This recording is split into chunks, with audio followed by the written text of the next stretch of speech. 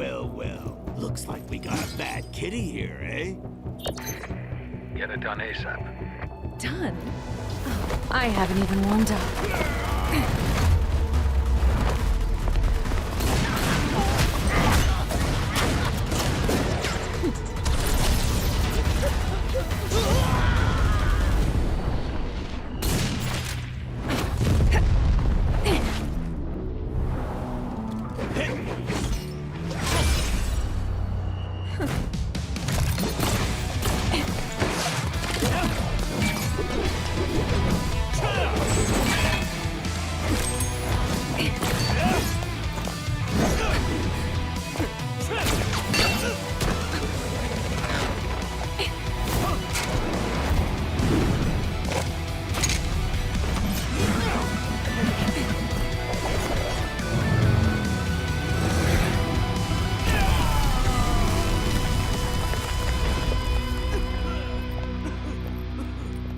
Tired already?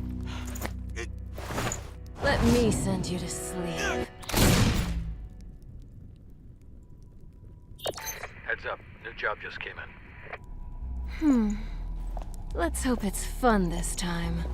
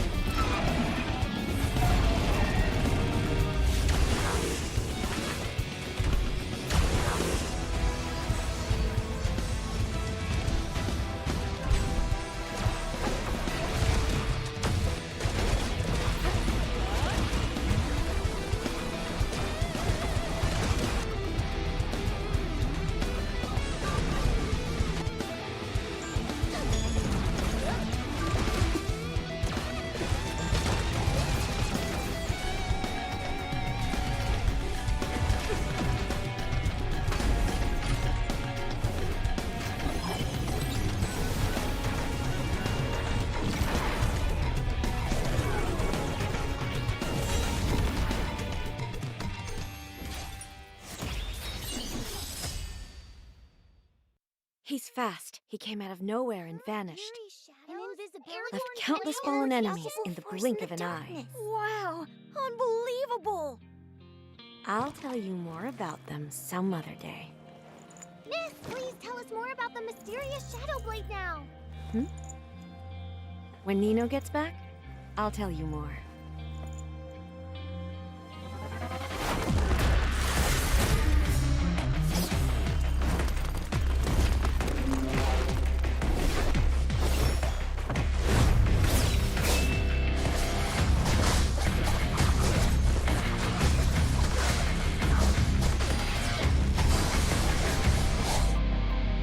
Strange.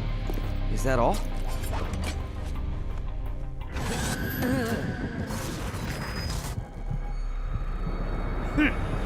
Rat. It's not over yet!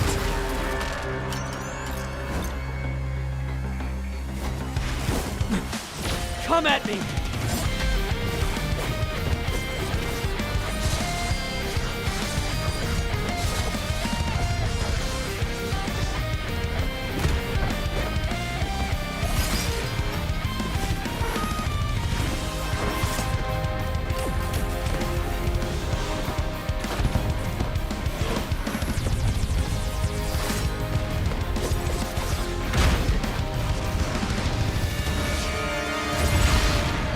Just give up. No one leaves the Eagle Nest alive. No!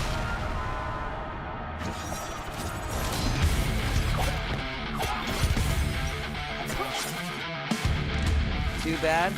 I'm the exception.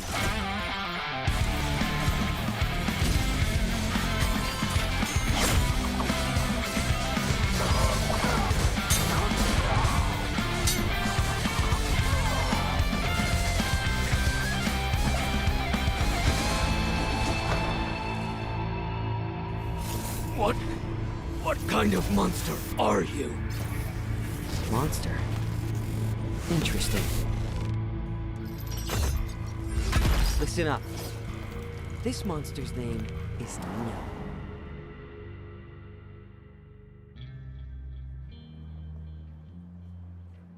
Hey, look! Nina's back! Oh, yippee! Well, find the enemies from your memories?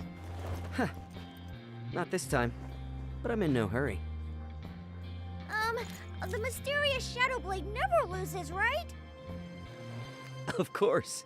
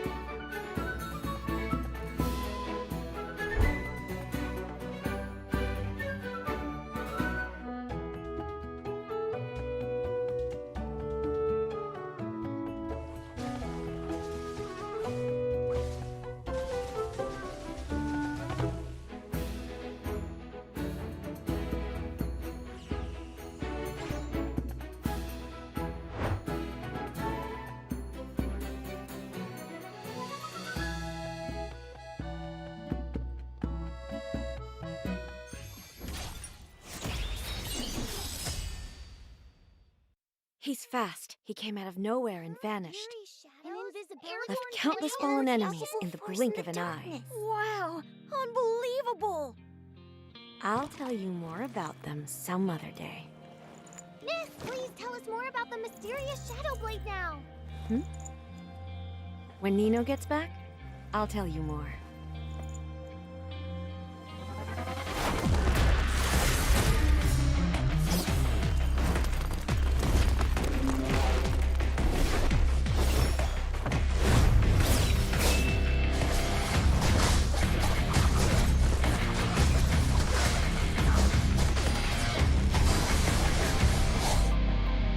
Strange. Is that all?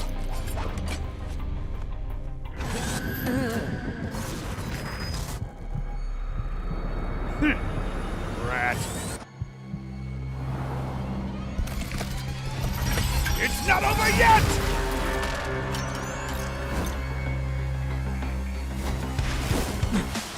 Come at me!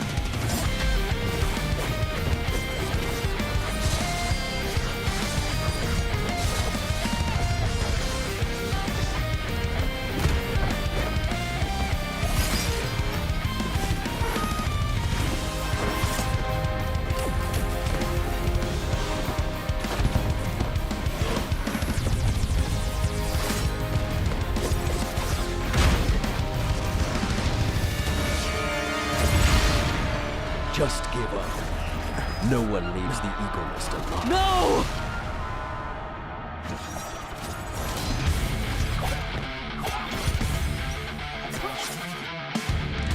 Too bad. I'm an exception.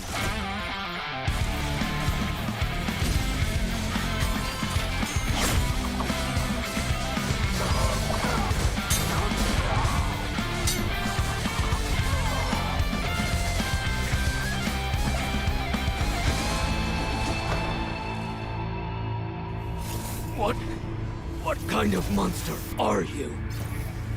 Monster. Interesting. Listen up.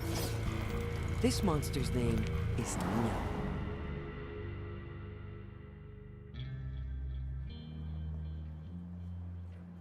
Hey, look! Nino's back! Oh, yippee! Well, find the enemies from your memories? Not this time, but I'm in no hurry. The mysterious Shadow Blade never loses, right? Of course.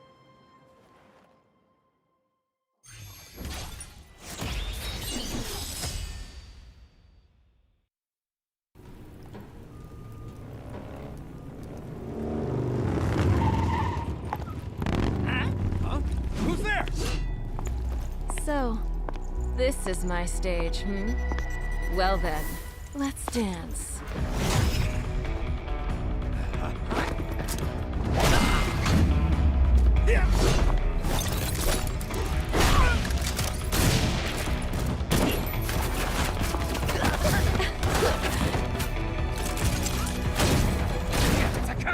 Over there! Well, well, well. Looks like we got a bad kitty here, eh? Get it done ASAP. Done? Oh, I haven't even warmed up.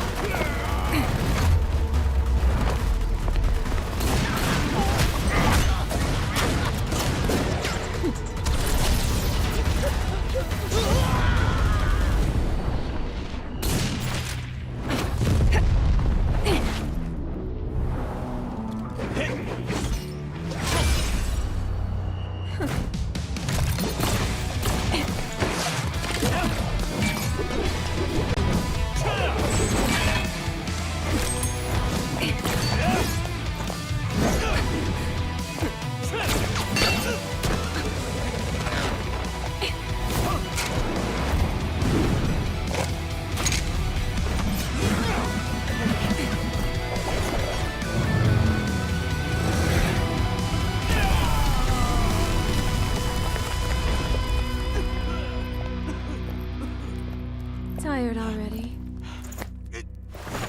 Let me send you to sleep. Heads up, new job just came in. Let's hope it's fun this time.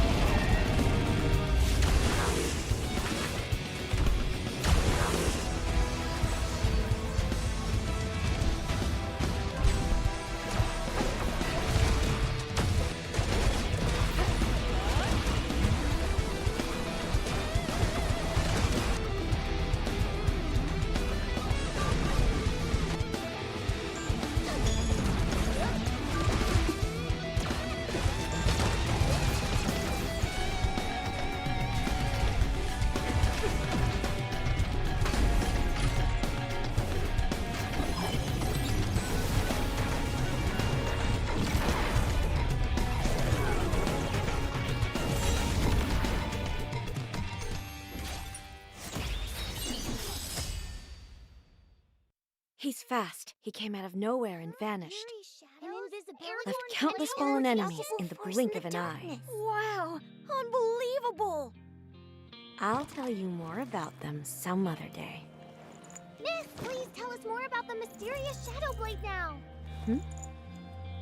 When Nino gets back, I'll tell you more.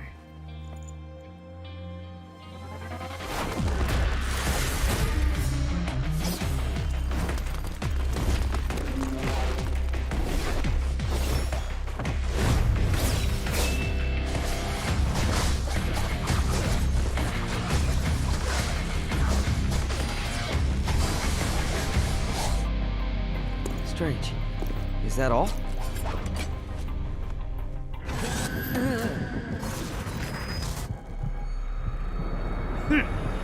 Rat. It's not over yet!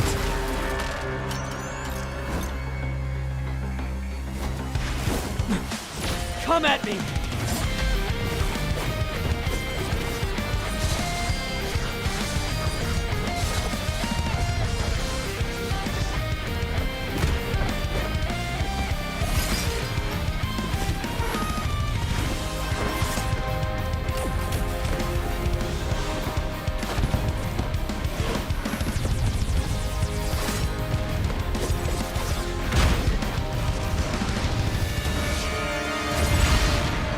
Just give up. No one leaves the Eagle Nest alive. No!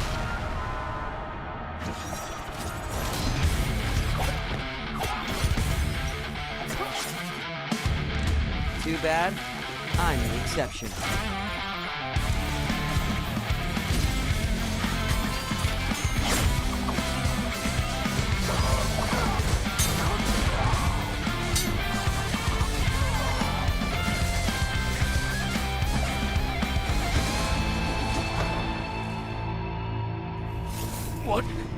What kind of monster are you?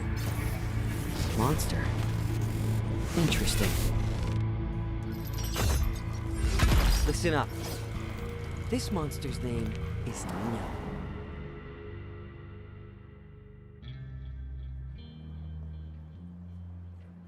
Hey, look! Nino's back! Oh, yippee! Well, find the enemies from your memories?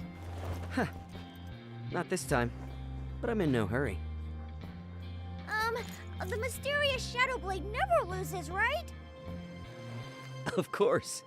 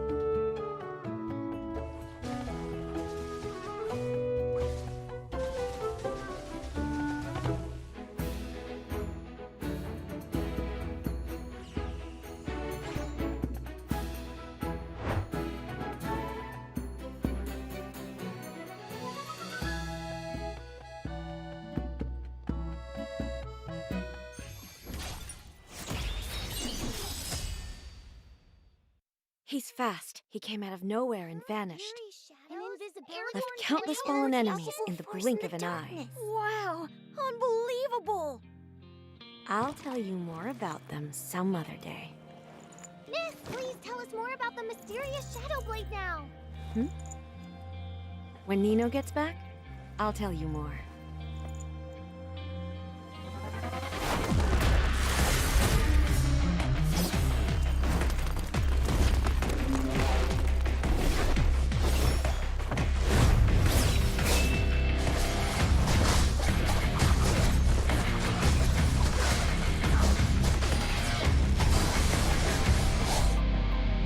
Strange.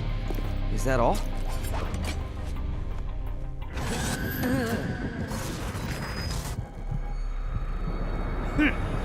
Rat. It's not over yet!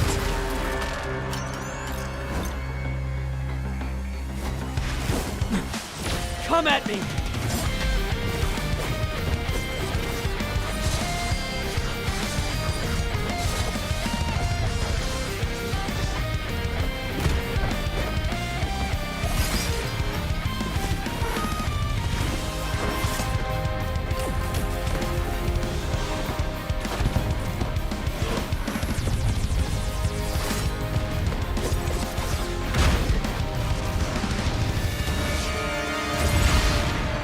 Just give up. No one leaves the Eagle Nest alive. No!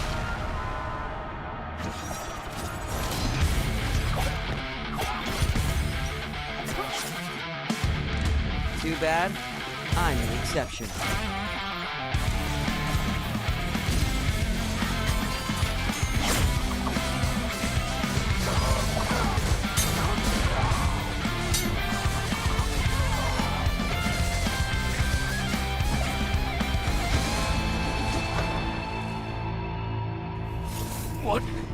What kind of monster are you? Monster? Interesting. Listen up.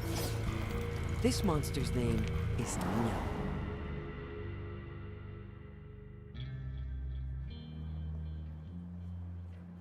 Hey, look! Nino's back! Oh, yippee! Well, find the enemies from your memories? Not this time, but I'm in no hurry. The mysterious Shadow Blade never loses, right? Of course.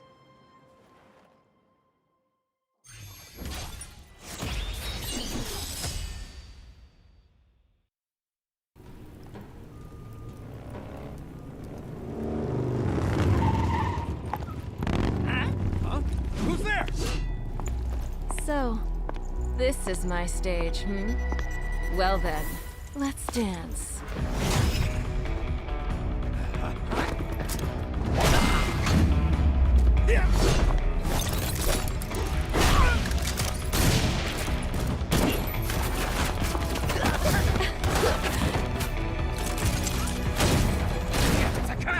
Over there! Well, well, well. Looks like we got a bad kitty here, eh? Get it done ASAP. Done? Oh, I haven't even warmed up.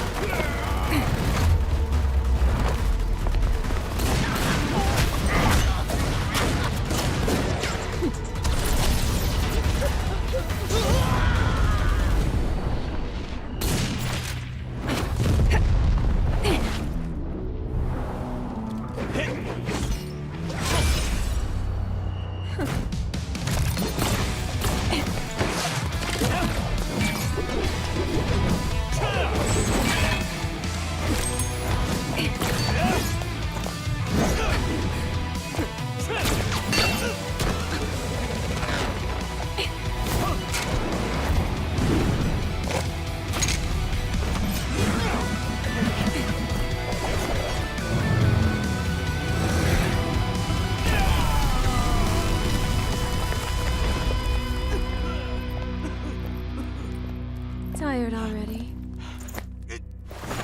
Let me send you to sleep. Heads up, new job just came in. Let's hope it's fun this time.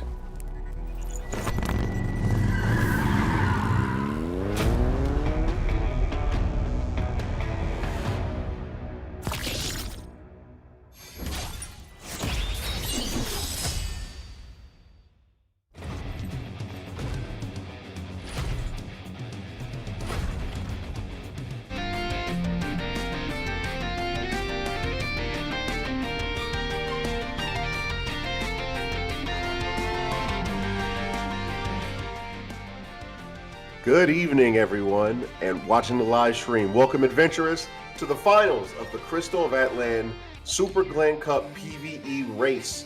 Today, I will be your caster, Chaos King True. And I'm your co-caster, P1 Tony. Welcome. I'm back again. I know I did the EU one, but it's good to see you guys. Just getting into things. Just a recap, the Super Glen Cup is the first official global-scale large tournament for PvP and PvE, covering the 4 major servers. And just before we kick off into things, let's go over the game's latest version updates and the intro video for the tournament format. So, the Crystal of Atlan and Digimon Adventure collab is on. The Digimon Adventure collaboration runs from August 21st to September the 17th. Participate in collaboration events with collab, limited items, and in-game rewards. Raise your collaboration BP level by challenging the collaboration dungeons, the final bottle, Makadramon, and obtain Patamon bubble through the companionship summon event. And that's not all. Get ready to meet the classic dungeons Agumon, Wargreymon, and Gatomon, Angelwoman, in the form collaboration pets, and Goromon, Metal Goromon as the collaboration mounts. And let's not forget as well, something that I've been waiting for quite some time, the new Assassin class pre-registration is open. If you guys are in game, or if you guys can open the game later, make sure you guys pre-register. There is 2 branches of this class, the Spectre and the Mirage. I personally will be playing the Spectre. Keep an eye out for any PvP videos that I might make. Definitely going to be playing that class when it releases. For more information about the new class, please check out the official social media pages, and after the maintenance is over, you will also be able to experience this new class alongside me. So, see you guys in the new patch. Dear Adventures, Quest of Atlan Super Glenka S1 will officially kick off on August 2nd across 4 regions: Claudius, Ophelia, Polonus, and Meradia.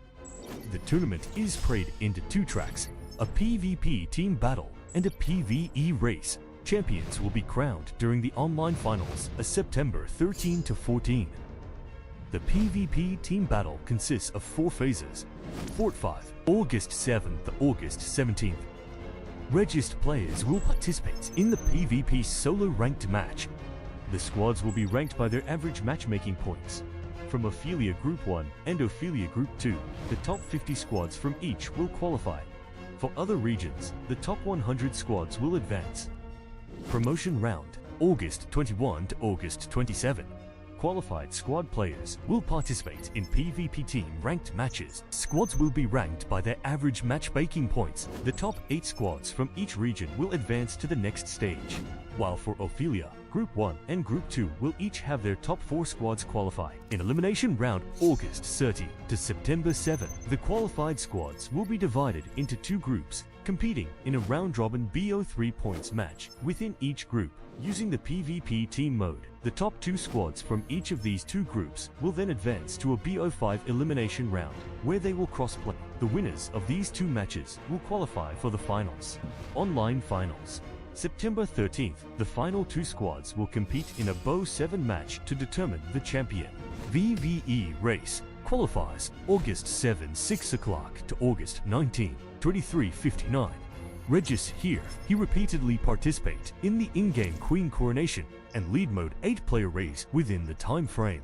Squads will be ranked by their best clear time. At top 100 squads from each region will advance to the next stage, promotion round, August 23 to August 29. Advanced squads can repeatedly participate in the in-game Checkmate Legendary Mode 8 clear race within the time frame. The squads will be ranked by their best clear time, and the top 30 squads from each region will advance to the next stage in elimination round. September 3 to September 5, advanced squads can repeatedly participate in the in-game Gooning Coronation Legendary Mode 8x8 race within the time frame.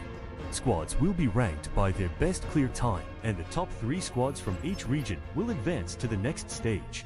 Online Finals, September 14. Finalist squads will participate in 2 rounds of races, the Gooning Correlation and Checkmate. Their ranks will be decided by the sum of their clear times from both modes. The squad with the shortest total clear time wins the championship. These tournaments' rewards are supercharged with massive in-game resources, score tons of items, plus event-exclusive avatar frames, exclusive titles, exclusive Mordecais, and customized oral effects. And it would not be a tournament without a list of generous rewards. Of course, we're going to go through the top 3 because the top 3 teams are competing today. And at first place champion, we have the Deluxe Physical Championship Bundle.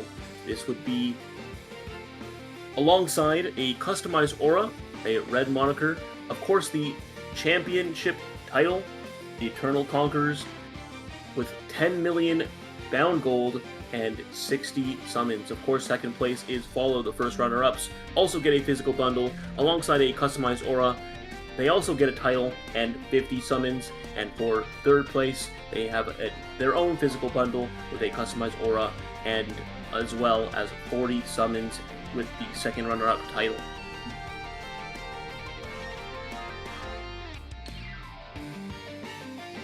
With that being said, let's go over the 3 teams competing today. So today we have not Gooning, Eminence, and Team Congee. I'm pretty sure I'm saying that right, hopefully. Each of these teams are going to compete in Queen's Coronation and the Checkmate race challenges within a specific time, with 1 challenge attempt for each mode. After 2 rounds, the teams with the shortest and fastest clear time will emerge as the winner. In the event of a tie, the closest, if everyone's tied up, then what's going to happen is the team that has the lower total squad power will win. And it wouldn't be an event without PvE predictions. Of course, you guys predicted who you think would win this event, and let's take a look at see what those predictions results are. So, looks like Team Congee is the favorite of this competition with 6,000 votes. Cheers for their squad. That makes you want to vote for Gooning just because they only have 11 points. I think we could, as we have seen in this tournament before, there could be an upset. So stay tuned and let's see who actually takes it home. And with that being said, of course, adventurers, we have prepared 4 rounds of viewer gift packs for the final live stream. So you can't miss the rewards throughout the show. Limited quantities are there, so it's always first come, first serve. So here shortly, you will get your first code at the bottom of the screen. You want to make sure you open your game and get that locked in as soon as possible, where there it is. So COA tonight, Crystal of Atlan tonight is the first code. Make sure you get in there, lock it in, get your free goodies before you pass it around to your friends in your different discords. Be sure to witness the glory and take home all the awards that you possibly can. And without further ado, the finals are about to start. Make sure you guys log in, claim those viewer codes before we continue here. But as we get into the first match here, we are just waiting for the teams to get ready. While you guys are waiting, log in, let me know what those rewards are in the comments in the stream. So it looks like we're going to be going with the first place team here. What do you think about their composition? I definitely think they have quite interesting composition. We have seen there is 2 Zerkers in this team here with a large team power. Zerker, definitely middle of the pack when it comes to dealing damage, but they have the obviously added advantage of not being able to be killed if they are running the passive, which is not clear if they are yet. We will have to see. This team has cleared the previous queen in coordination in 3 minutes and 4 seconds, which is an amazing time, probably the best I've seen today, and their checkmate time is 4 minutes and 56 seconds. Well, I guess we'll have to see how they perform in this next match here. Chaos, any last thoughts before they get started? I really want to see how good the Berserkers do. As a avid Berserker player myself, I definitely like to check out what the Berserkers do in any format. I'm ready to see what they can do here. All right, jumping into the first match here, of course we have the Queen coming up.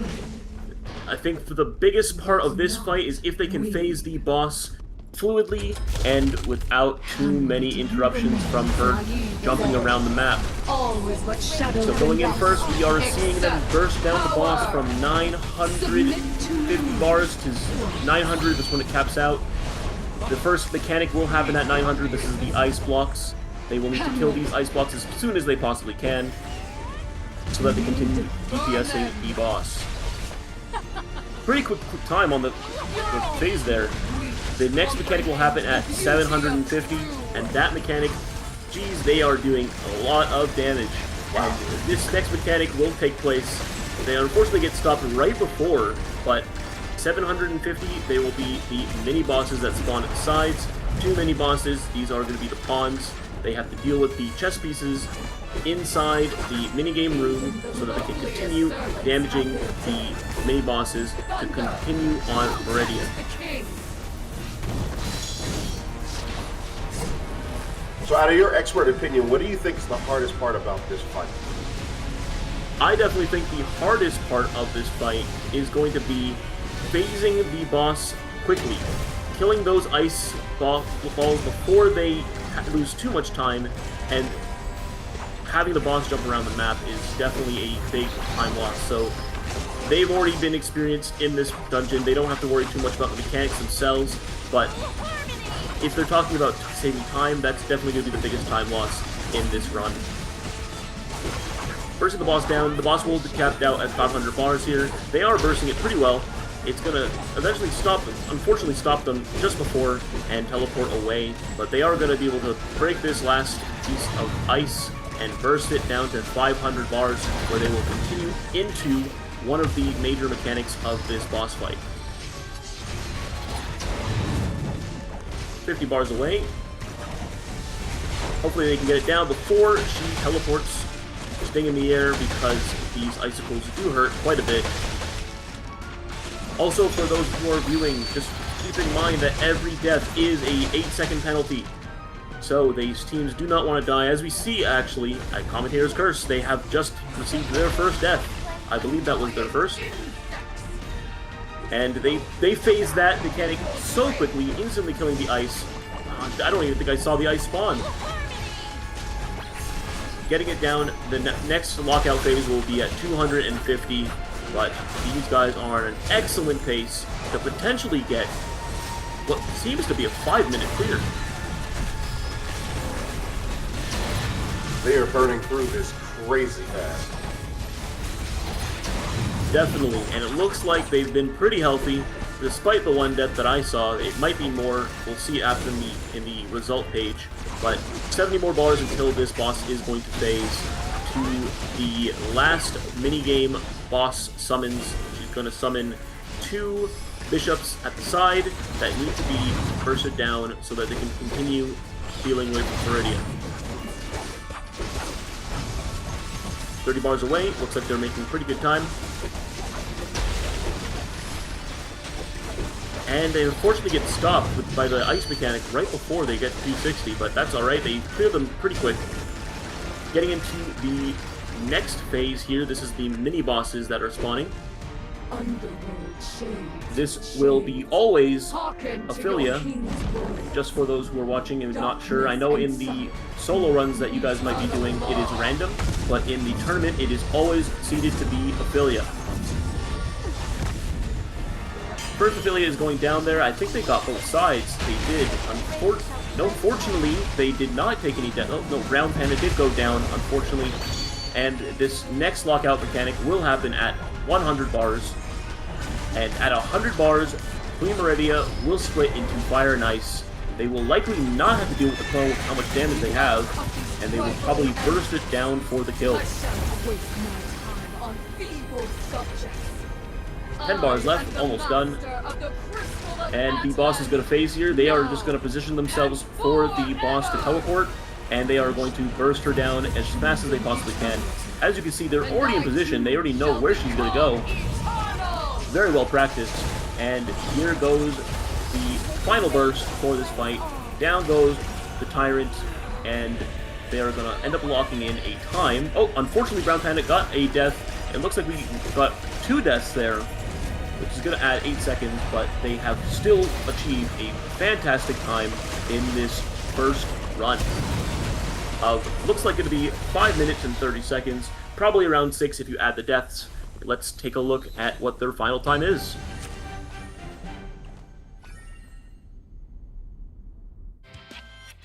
Six minutes and 11 seconds. What a fast first clear. Definitely a lot faster than I've seen today. Wow. Really a show of how well these guys have been practiced for these mechanics, positioning themselves in a way where they are able to be ready just when the boss was teleporting, phasing. Looks like they were really knowing what they were doing there. Yeah, you can tell they had good communication. They were moving as a unit. Nobody really pulled off when they weren't supposed to. Staying in target. Yes, a few of them died, which, you know, it happens. But they were able to keep pushing and recover and hopefully get the time they need to take first place. Of course, and we're going to go ahead and, before we get into the highlights, that will be coming shortly, let's take a look at the total time that run took for them. It will be the finalized time. I know we saw it earlier, but there will be a screen here in a moment telling us what that time actually was.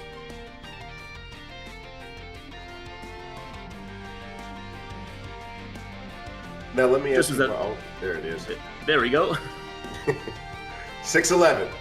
6:11. So it was as they said there. I mean, they did a really good time. They did a really good burn. That damage is incredible. I haven't seen damage like that in a long time. Yeah. Definitely. That was really quick, really well done. Team Congee definitely pulled their A game forward here. Not too many deaths. I know they had a few, but that's just natural. You're going to unfortunately slip up a few times, but they did amazing. And before we get into the post-game stats, we're going to go ahead and wait for the replay to be finished. But any thoughts, Chaos, on what that run was like? It was really interesting. I mean, obviously the way they cleared everything was pretty clean. They moved very smoothly, predicting the movements of the boss. Yes, it was able to get away from him a few times, but they were able to recover very quickly. I think in some of those steps, they didn't expect them to go down the way they did, because you looked up, their health was there, and then you looked up, their health was gone. So I'm pretty sure they're going to try to tighten that up when it comes to the next match, when they do their next run in the other map. But I mean, 6:11 is a respectable score. You know, it's going to take a lot for the other teams to be able to pass that up. Especially when they have that double berserker comp, where they have 2 people who are basically just up all the time. It's consistent DPS. Even though it is middle of the pack with the DPS, it's still there because they're not dead. That's right. Not dead DPS is DPS indeed. I agree. Now, before we get into the highlight, I'm just waiting for that to process.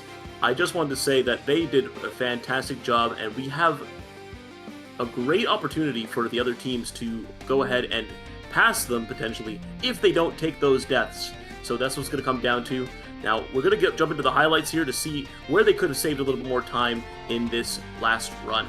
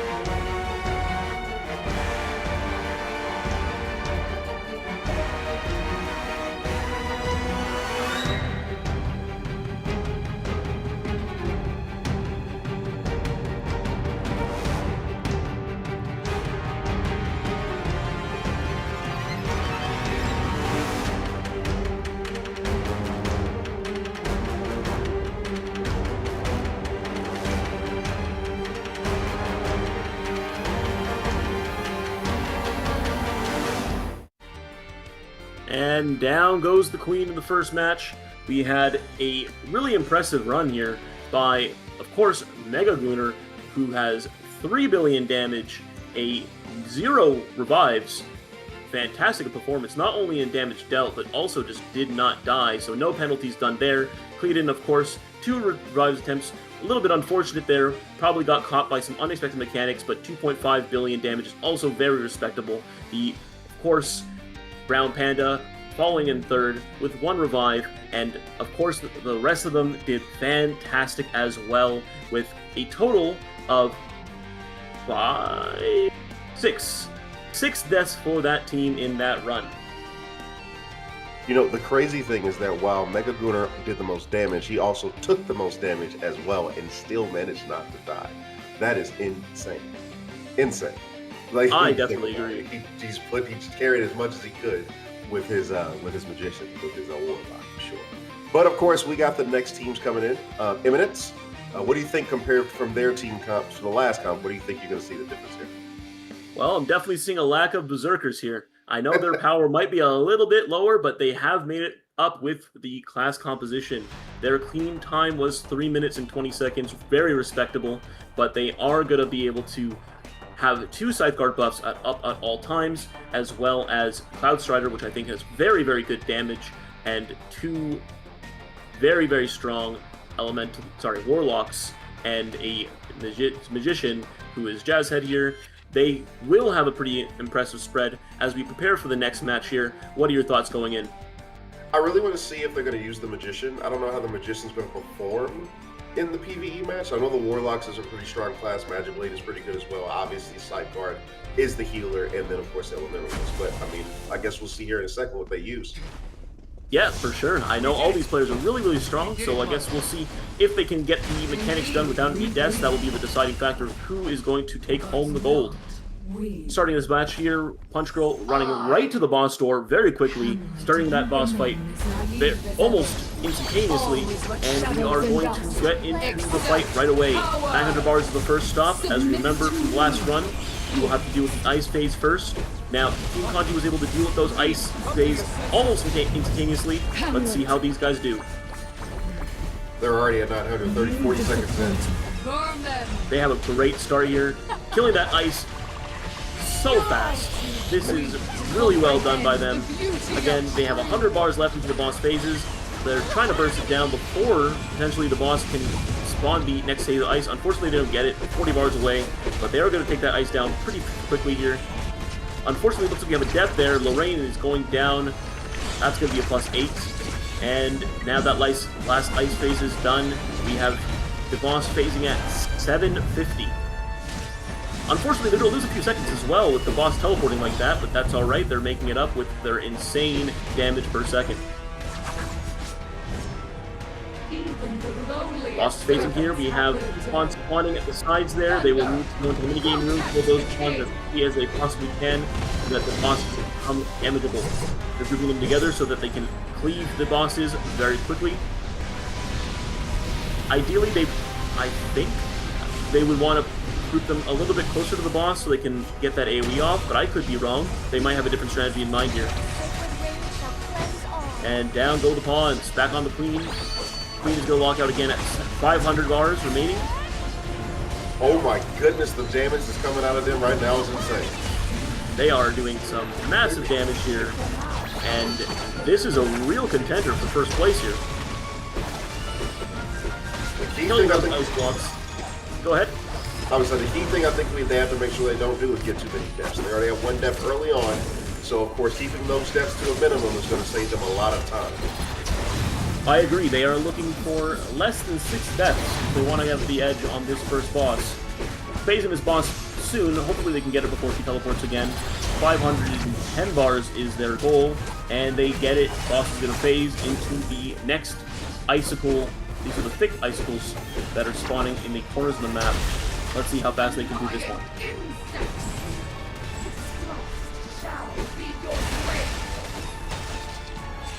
Ices are down. They're now going to continue DPS on the boss. Down to 250 bars. Looks like we're on a pretty good pace. This is pretty in line with Team Congee that went prior.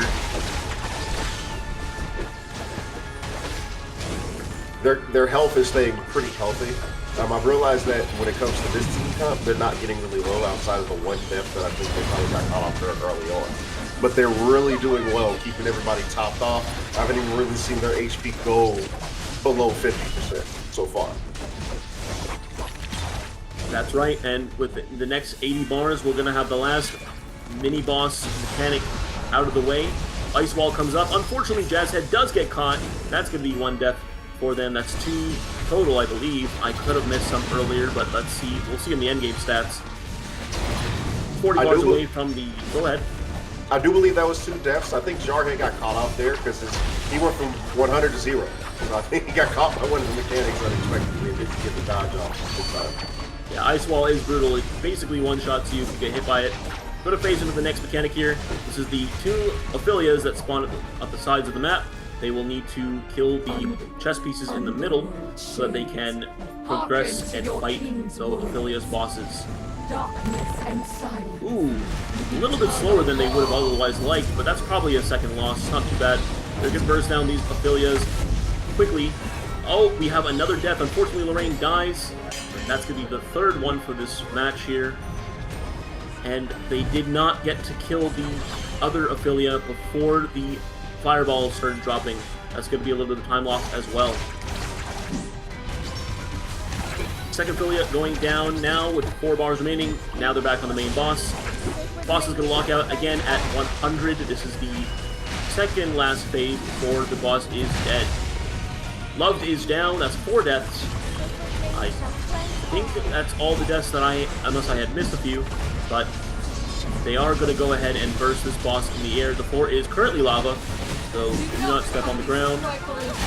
60 bars remaining before the boss turns into 2 clones, and they are closing this time out at around 6 minutes if they stay on this pace.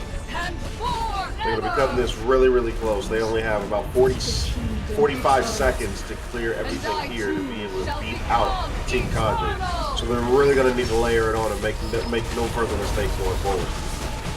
I agree. We're in the 75 bars. Now this is going to be the final push. They want to just blow her up here. Oh, we have another death. Unfortunately, that Ice Wall came in and caught them by surprise. They are going to take 2 deaths there. That is going to tie them up for deaths.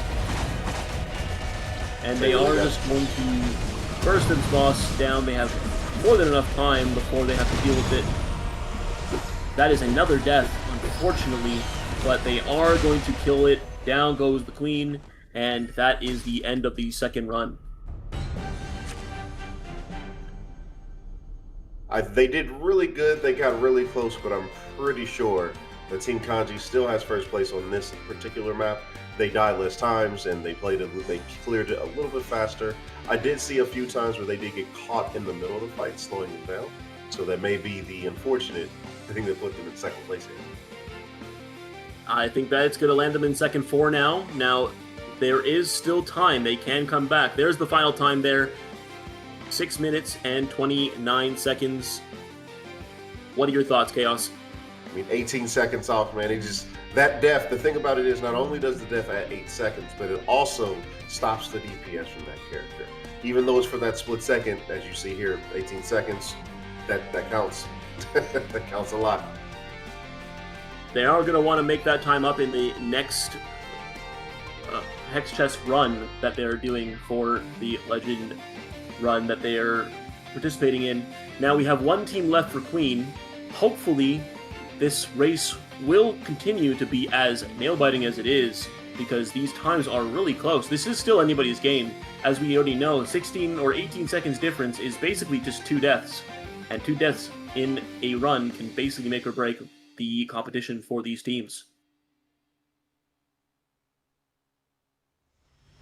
And of course, right now we're just getting everything ready for you guys so we can check out the highlights and make sure that, hopefully the other teams can kind of learn from the mistakes. That is one of the good things about not being the first team. You can kind of look, see what the other ones did, try to capitalize on those mistakes. But with that being said, we have the highlights ready so you can check out the second round of the nail-biting PvE race.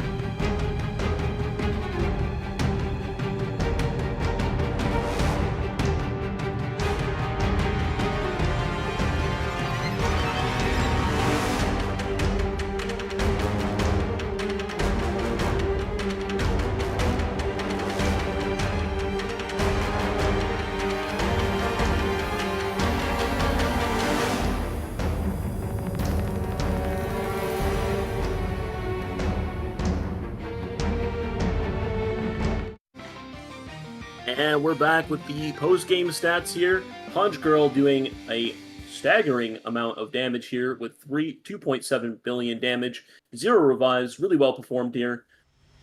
Of course, all of the Warlocks and Magicians very close in damage, with 1 res, unfortunately, from Jazzhead, 2 reses from Lorraine this time.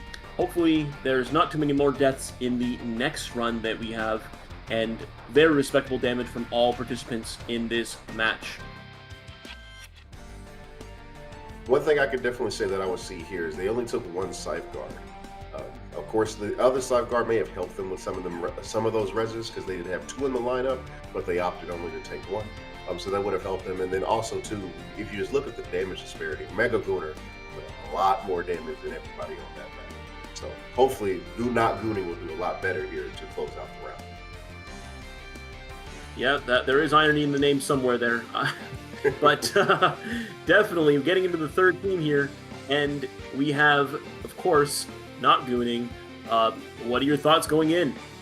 I'm looking at this composition. They have 3 Safeguards. Safeguard are very popular class. I don't see any of the Illusionists anywhere, which is really good. 1 Magic Blade.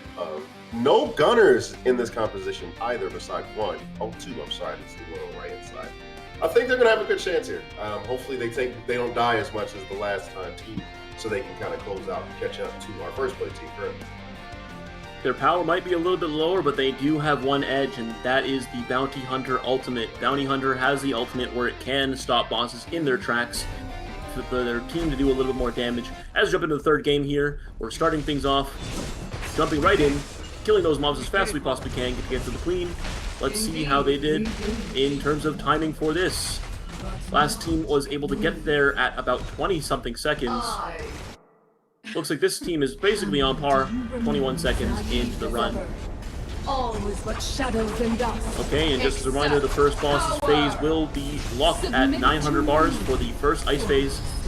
We're 60 bars away, making some pretty decent time. 50 bars before the mechanic. She unfortunately does teleport. That's going to be a little bit annoying to deal with, but we are going to size on the damage for the next little bit here.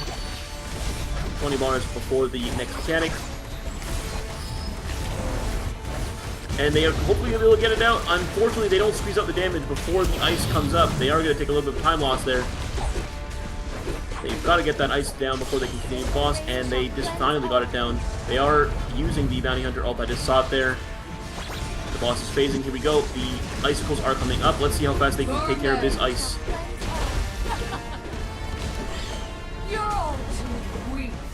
Looks like one of the ices is still up. Unfortunately, they do take a death early there. That is going to hurt them a little bit in terms of their time, but they do take decently a little bit longer than the other teams took for that ice phase. They're going to have to make up a little bit of time here for the next phases coming up. Definitely a slow start. Hopefully the gunner will be able to help them come back from that slow start, that early death as well. I mean, they can see still pull 3 deaths there. I see 4 deaths. I see oh quite my a few. Goodness! They are going to have to put their hats on straight. Really lock in for this match here. You have some slashes coming out. Dangerous. Uh-oh, we have another death there. That is going to cost them. And boss is 60 bars away from phasing. We are going to go ahead and probably burst it down before she can move again. 40 bars away. Dealing with the ice. Stay off the ground because the fire will hurt. 20 more bars. We have to get it to 760 before the boss will move to the center of the map. Boss is now at 760, moving to the center. Okay, we have the next phase happening. This is the mini bosses, the 2 Polanus, not Polanus, the 2 pawns spawning that they will have to deal with before they can move on. Those chest pieces have been dealt with. That now means the pawns are damageable. They stack them pretty well with the boss here, though, which is something that we've seen. They've probably done the best of all the teams in terms of stacking. Yep, stacking is now that. Another death by Dre there. They are going to be able to burst these bosses down, and we are back on the Queen. they got a lot of time they got to make up. They've taken a lot of deaths early in this run, so they got to make up to it with their DPS. So they have to push through, or they're going to be in trouble in the second round. Definitely, they are going to have to make a little bit of time here. Hopefully no more deaths for the rest of the run. That is going to be their biggest time loss. Of course, power, I think for the power they are doing pretty good damage for their power level currently. 100 bars off the next mechanic. They are going to have to watch out for those big slashes. They do hurt. And we are looking at 500 bars for the next big ice chunk phase. Boss is going to move, and they are going to have to deal with a little bit of movement here. Oh, another death, unfortunately, from Drea. It's going to be the second that I've seen. Might potentially more. They seem to be having a little bit of a problem with the ice phase. Hopefully, in the next map, they'll be able to catch up on the time here because they are falling a little bit behind all of the early deaths, and I think it's really throwing them off. They just got caught off, and sometimes it's unfortunate with the teleports. Just that extra space can throw off the flow, and then when you lose it, sometimes it's hard to come back. Yeah, we are 30 away. Another death by Drea, unfortunately taking 3 deaths this fight so far. 10 bars away from the next mechanic. Boss is going to teleport into the middle here, and they are going to move on to the next phase.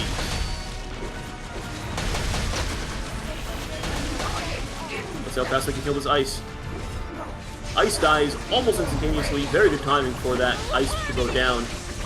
They are going to go ahead and burst this boss quite a bit. We're at 5 minutes and 6 seconds. Again, respectable for their power level, but they are a little bit behind on time. But I think these individuals are performing well outside of that. The good thing is, as long as they can keep their composure, they still do have a whole other map where they can turn it around.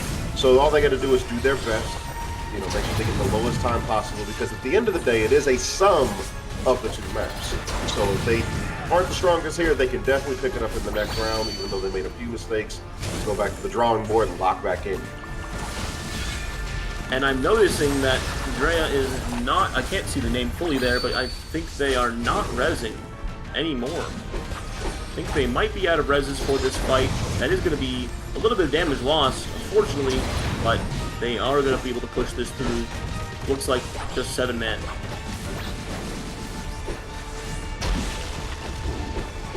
Yeah, I see what you're saying. Drea has not come back up, so she definitely must have run out of reses by now. So, of course, they are going to have to 7-man the rest of this.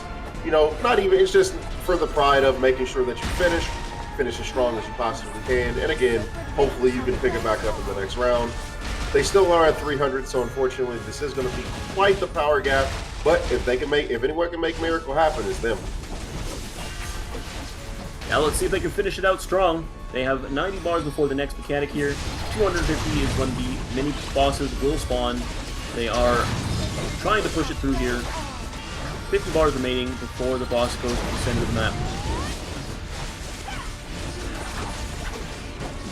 I will say it does look like they tightened up their healing a little bit after Drea's death. They understand that they're 1 player down, so they know they can't keep taking deaths. I've really seen them drop too far down. They do have to make sure they dodge that ice, though, because, of course, that if they don't dodge it correctly, that could be another death with their healer almost going down right there, and Deadly Soul living with the sliver. Very close, almost died there, but they did not go down. We have the boss phasing now, 250 bars, going to the center of the map. This is going to be the last time we see this phase for the tournament. So those of you who don't know, you just hit the chess pieces in the middle here, kill them very quickly. Very easy mechanic here. Ophelia will spawn too close to the ends of the map. You can burst it down in time before she starts summoning the fireballs, but it looks like they don't get a chance to do that. They're going to have to kill those fireballs very quickly. And unfortunately, that is some testament to the early death of their gunner. Unfortunately, that 1 extra person makes all the difference as far as, especially when it comes to times and in the finals against these amazing competitors. That 1 extra person makes all the difference. I agree. We're in the final 2 mechanics of this boss fight. 4 is going to be lava in a second here. They're going to have to deal with that. The boss is going to be locked out at 100 bars. They got to get it down to 100 bars as fast as they possibly can. They're a man down, but that's okay. They're still taking some pretty decent time. And with 100 bars remaining before the next phase, they're going to have to make sure they don't take any unnecessary deaths here. Unfortunately, Mulan seems to go down as well, so that will be another 8 seconds added on to their time, but they are still standing in there like champions, pushing through. I mean, at the end of the day, these are the best of the best in the North American region, so they're showing us what tenacity does for you. Whenever you do fall behind, that you can still push through, and they can try to make a Cinderella story in the second round if they're able to get some amazing times and tighten it up from the second match. Yeah, we're 50 bars away from the last phase here. Going to be taking this boss down for his lava again. I think they might be okay without doing the clone, but they might have to actually kill that clone so that the boss does not do the wipe mechanic. We have seen that mechanic go off earlier today, and it was not good. We saw that in the EU tournament, so hopefully the NA tournament we don't see that boss do the wipe mechanic, because that would be pretty devastating for their time. For sure, it's definitely one of those things where they have to make a decision of what they want to do here. If they think they have the DPS. Looks like they are going to have to decide to kill the clone. They don't have the damage to disperse down the main queen body, but the clone is going to go down pretty quickly there. They are going to go back on the queen here and deal with her quickly. It's probably better safe than sorry for them to deal with it. I mean, dealt with it pretty quickly. You are one man down, so you might not have the DPS, and a wipe would be way worse than returning and get that taken care of real quickly, especially if somebody else dies permanently. So probably in the right call. 100%. I did see somebody else, look like their HP bar either went to 0 or went very low. I'm not sure if they actually took a death, but I guess we will see how many deaths they actually have in the last mechanic here. 4 bars remaining. Boss is almost dead. They are unfortunately going to have to deal with one more teleport, but the boss is going to go down, and that is the last time we will see Queen in this tournament.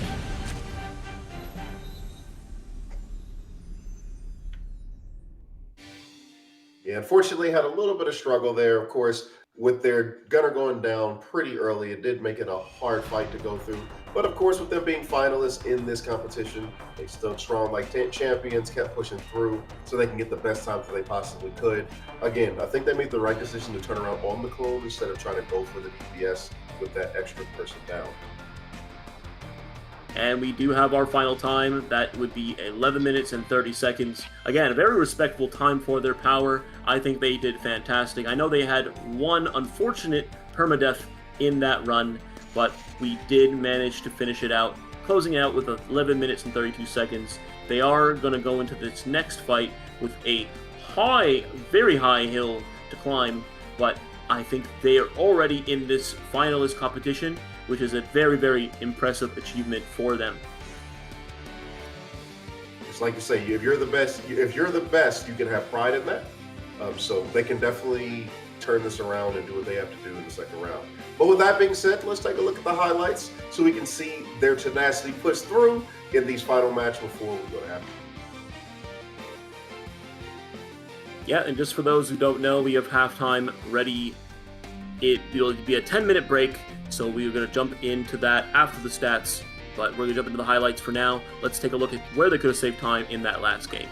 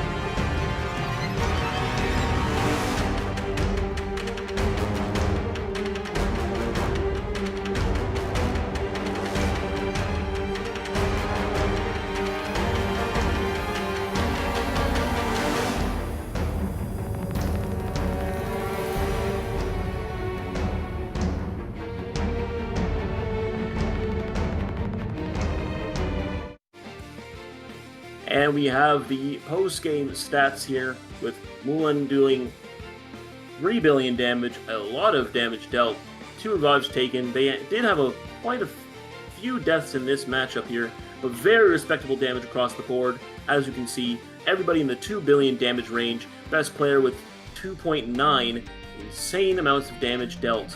Very well done. Unfortunately, we did have 1 permanent death, but that's okay. I think we had very good performances all around from this team.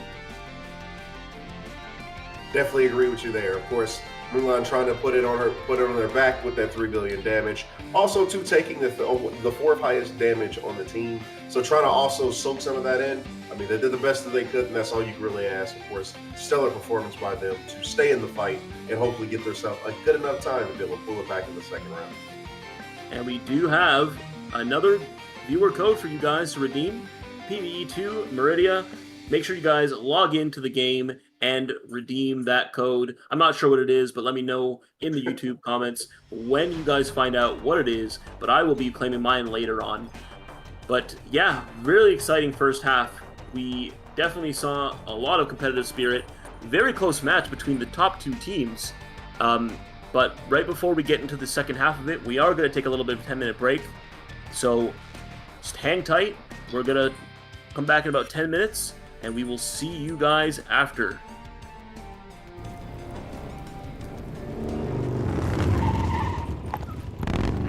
Huh? Who's there?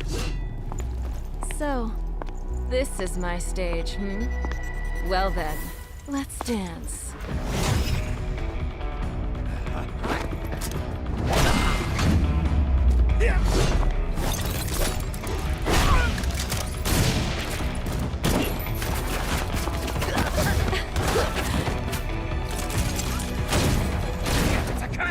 Over there! Well, well, well. Looks like we got a bad kitty here, eh? Get it done ASAP. Done? Oh, I haven't even warmed up.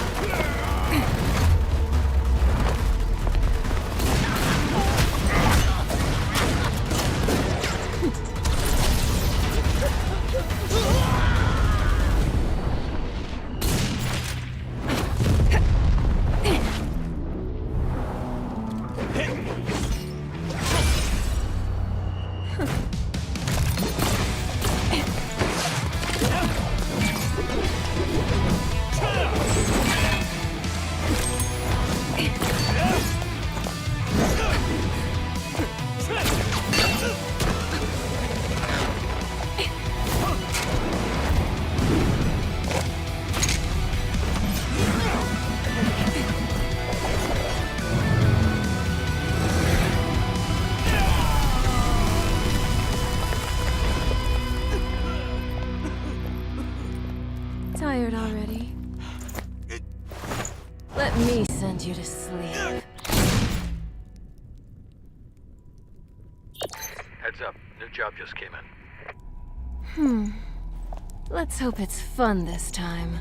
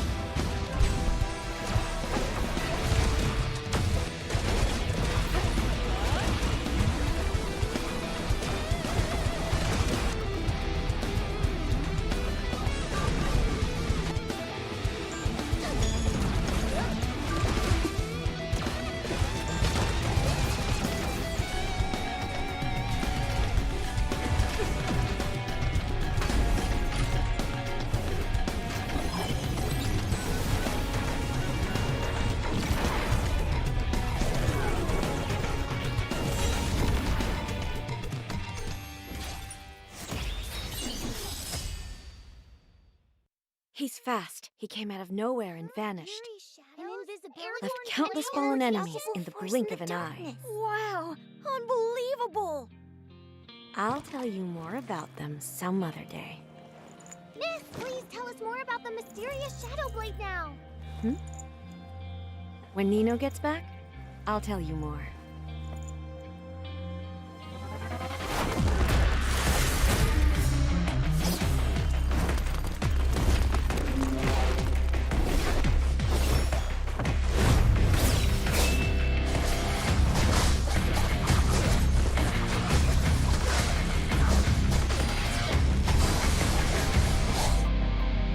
Strange.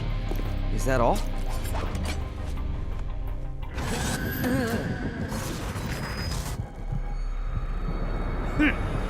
Rat. It's not over yet!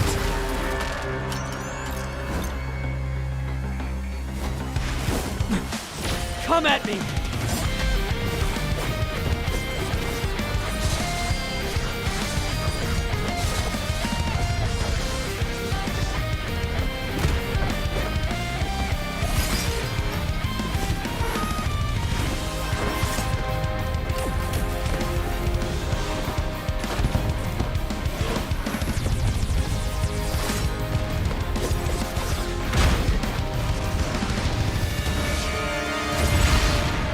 Just give up. No one leaves the Eagle Nest alive. No!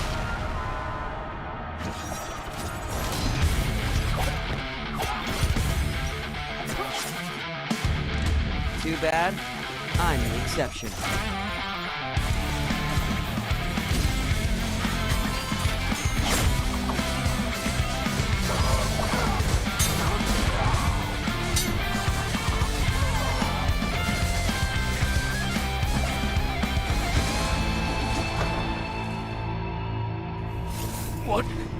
What kind of monster are you? Monster. Interesting. Listen up. This monster's name is Nino.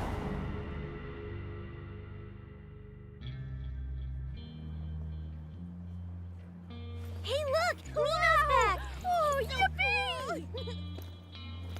Well, find the enemies from your memories? Not this time, but I'm in no hurry. The mysterious Shadow Blade never loses, right? Of course.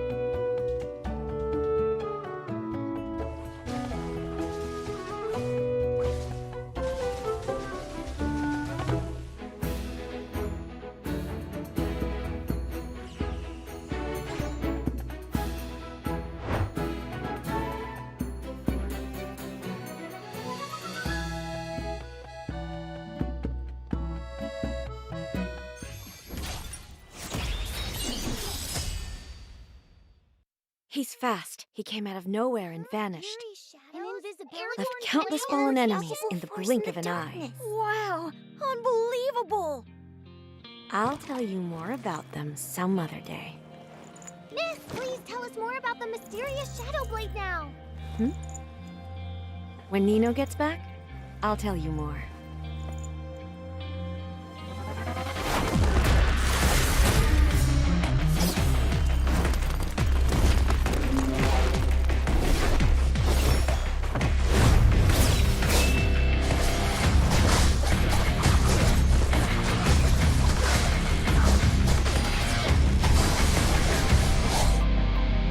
Strange. Is that all?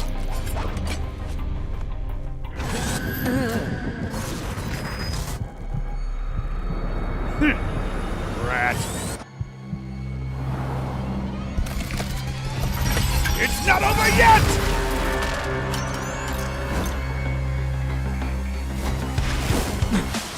Come at me!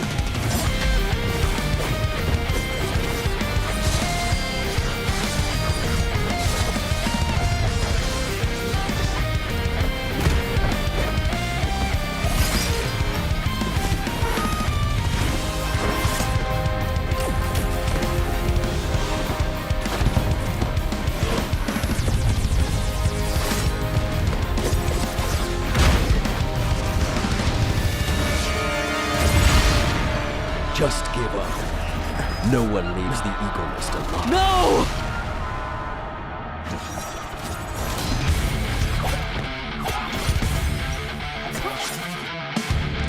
Too bad. I'm an exception.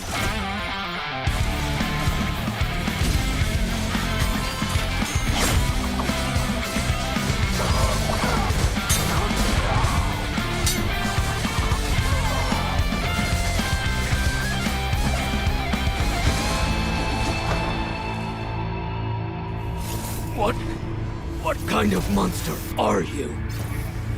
Monster? Interesting. Listen up. This monster's name is Nino.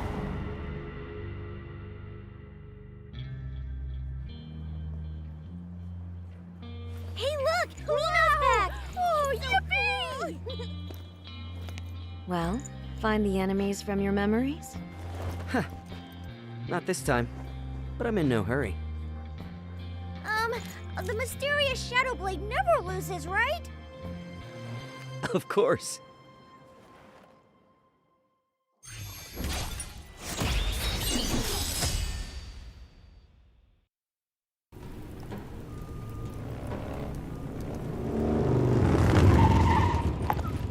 Huh? Who's there? So, this is my stage, Well then, let's dance.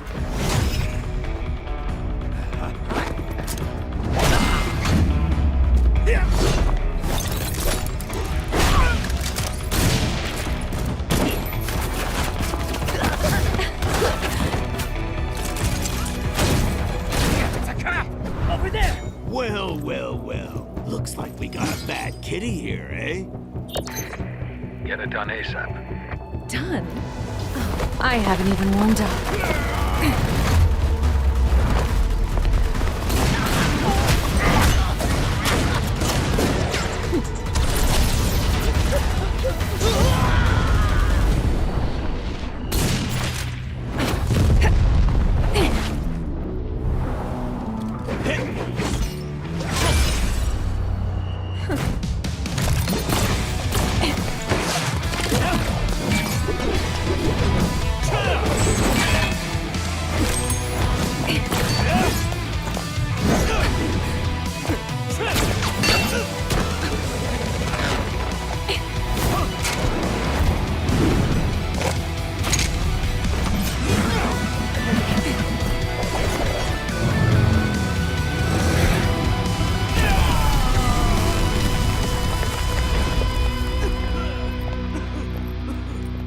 Tired already?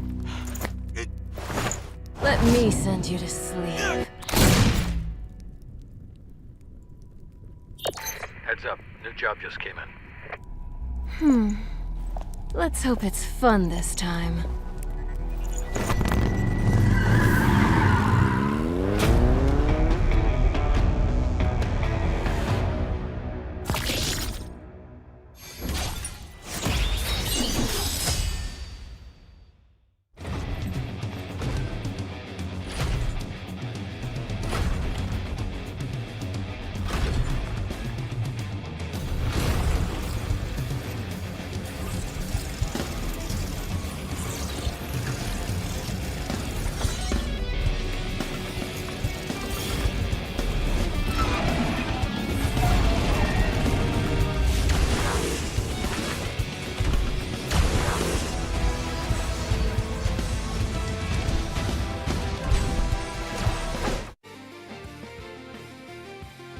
Welcome back, Adventure tuning into the stream. This is the Crystal of Atlan Super Glen Cup PvE Race Finals. I'm your caster, Chaos King True. And it's this P1 Tony. We're entering the second half of the tournament. We have a really close race, actually. So exciting times going into this Hex Chess Legend run. But before we jump in there, let's go over our current events. We have, of course, the Digimon collab. Chaos, take it away. That's right. So with the Crystal of Atlan Digimon Adventure collab, it is currently going on right now from August 21st to September the 17th. So you got 3 more days to collect your rewards. Participate in the collaboration events so that way you can get all the different Digimon, such as Patamon for the bubble. You can also do the final battle Mecha Dramon to get everything that you need. Get both of those pets. Those pets are really strong. Both your Agumon as well as your Gatomon. Those are very strong S-tier pets. You want to make sure you get them. And don't forget to finally get the Girlmon or the other mount with Metal Girlmon to finish the collaboration. And of course, don't forget we have the Assassin. Pre-registration is now open. I'm super excited for this class. Of course, there is 2 branches, the Spectre and the Mirage. I will be climbing my Spectre all the way to Legend rank in PvP as soon as it comes out. I am super excited. So be ready to play that class when it comes out, and pre-register if you haven't already. For more event information, please check out the official Crystal of Atlan social media pages. And after the maintenance is over, you too can experience Spectre or Mirage just like me. So the second half is about to begin. The third round of gifts are going to be coming out now. With the new code coming up here very shortly. Should be at the bottom of the screen. Oh, there it is. So 2 rounds PvE, is the new code. So make sure you guys log in and collect that code right away. It is first come, first serve. So you may want to make sure you grab it as soon as you are able. And with that being said, we are going to go into the next round, which I believe we're actually changing the map here, right, Tony? Yeah, we are going to have the second half of the competition take place in the Hex Chess Legend map that consists of 4 different bosses with a very different dynamic, but all 3 teams will need to try their best to get these bosses done as fast as possible. Of course, we are starting with not Gooning, not Mega Gooner this time, so we are going to jump in for the team that just played for Queen, the one that you just saw, and let's kick us off with the lineup. Chaos, what we have on our screen right now? So, of course, they do have that triple Scythe Guard, as well as those 2 Gunners. They have the 2 Warlocks, the Magic Blade, and the Mulan, who carried their damage in the last one. Of course, I'm pretty sure they're ready to lock in so they can get the best time possible and turn everything around here in this final run that they're going to be able to do for this evening's championships. And as we wait for the first game, it's starting right now. Here we go. We're jumping in right into the first boss here. You have of course, Pawn, Hex Chess Guard as the first boss. Everybody needs to kill this boss individually. This is completely individual power. You can, of course, help a teammate if you finish early, but this one is, in my experience, one that takes a lot of lives from teams because it is based on individual strength. So we have, of course, 70 bars left remaining for Torvador, and we have a few of them gone down, broken, 50 bars remaining. This shouldn't take too long for this team to do. Unfortunately, we have a death, actually. Milan is going down, it looks like. It's our first res of the run. 40 bars remaining across the board. This could be pretty consistent. Once these bosses go down, they will go into their second boss, which is a team-based boss. You know, it's definitely this fight's definitely interesting, especially with the individual fights in the beginning. You know, because you can kind of flex how good you are within your team by getting this cleared out, and then of course giving that power to help your teammates. Sure. 100%. Yes, we are gonna see a few kills soon here, and it looks like we are gonna get some help for certain individuals in this particular boss fight. But we're approaching the 2-minute mark. Probably going to have these bosses cleared out for 2 minutes, hopefully, in the next little bit, as the assistance starts coming in for this first boss. So it looks like the Magic Blade actually is the first one who was able to clear, getting over to help his healer, which of course the healer doesn't have as much damage because their job is to heal. So they're going to be the ones who need probably the most assistance out of all the classes here. About 40 bars, and we do have Mulan and Hawaii on the second boss, Ophelia. They've already started their side, so we are going to see a little bit of a stagger. They will be able to probably help their team on the other side quicker than the rest. So right now they are killing the fireballs. These do drop. They have to kill this. There will be another phase afterwards at which they have to lure the mobs into the fire so that the mobs become targetable. That's going to be a really interesting mechanic, of course, because you have to make sure you lead them correctly. It's not just a pure DPS race, but there's a lot of mechanics with this particular fight compared to the other, where it's more of a DPS race and check. This is, you got to play around it very well, or you'll make silly mistakes and lose a lot of time. So it looks like we are getting into our first affiliate mechanic here. They are pretty much luring those mobs to the fire pretty quickly, and let's see how they're doing on the other side. So Leotids is going, they don't get the trip there. That's going to cost them a little bit of time, unfortunately, and as they are going to have to try and just do raw damage. Of course, the boss takes increased damage when you do get the trip. But I believe all the first bosses are now done, and we are fully on the second boss of this fight. Now, of course, not Gooning, they are facing an uphill battle here, so they do want to make sure they're getting everything they got. They do not want any more deaths. They did have Mulan died early, but since then, they've actually put it pretty well together. No one dropping. Trevor dropped a little lower, but he was able to pull it out, so hopefully they keep up this momentum to be able to bring back their match here. I did see sneakily a death. Mulan did take a death there.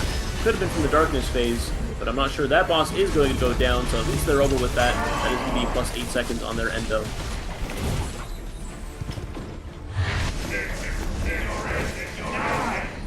Got the assist coming in. Ooh, very close. That is going to be another death. Unfortunately, spawned into that one. Nothing really can do about that. The RNG guys were not with her. Mulan right there.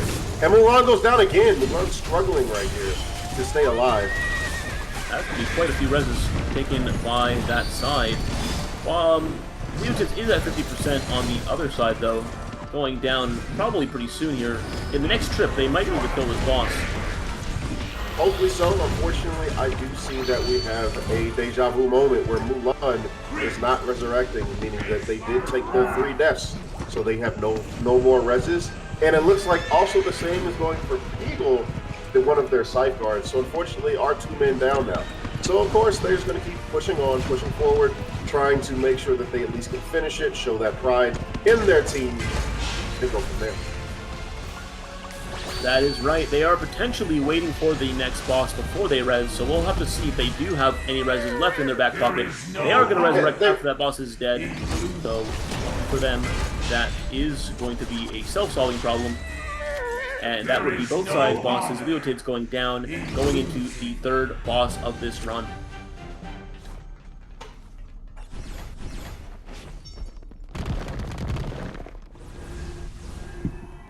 They're really going to have to pick it up here. Yeah, I agree, and we are going to see this mechanic here being the biggest time loss of this boss.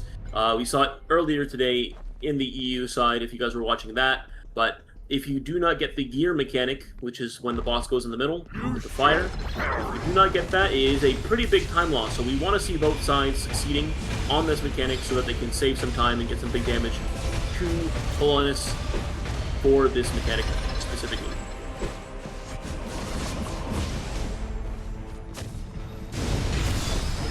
Oh, we Looks do have like another death. But we do have Reza still in the back pocket. We do have a few. Looks like we are not fully out. Boss is going to go to the middle shortly here, probably after the next attack. My lord.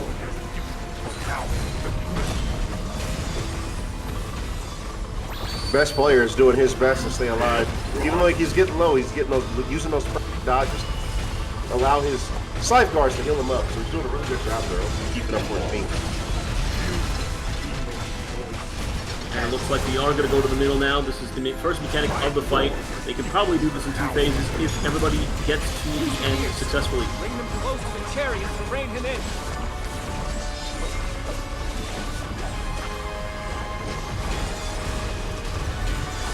It looks like we will successfully get this mechanic done on this side. Hopefully the other side is doing just as well. It looks like they have already completed the mechanic from the bottom left, where you can see it on the screen there. They are already bursting that boss down to 170 bars. And we are bursting on the top screen, of course, to 170 as well. Looks like we succeeded. You have to do it one more time so that this boss can go down for good. Sitting at just 7 minutes, they are making a much better. Hopefully it will be enough. We'll get to see. Of course, being the first one to play it is a little bit more tedious because all eyes are on you to set the bar and set the standard. So hopefully they'll be able to get the time they need to be able to fail. Use the gears. Bring them close to the chariot to rein And him there in. we go. Both teams have now, the team on the bottom side, bottom left, has completed the mechanic successfully. It looks like they are going to take their boss down soon, but Hawaii is going to go down. They might be able to res in time to get the mechanic off still. They do. Boss is going to go down on both ends. They're going to get some big burst off. I think they should be able to kill it in a pretty decent time here. 50 bars remaining for this boss. When the boss gets up, they will be in damage reduction, so damage right now sticks harder than if the boss is awake. And we have 9 bars remaining for this fight.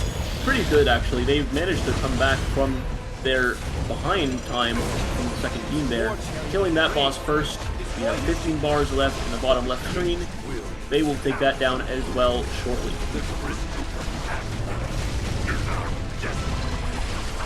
With 4 more bars left, they should be coming in around at 8:30, not counting the deaths.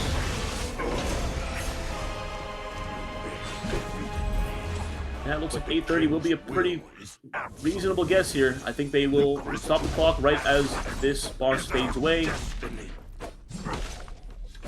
for this boss, and hopefully they can phase to the final boss soon. There we go.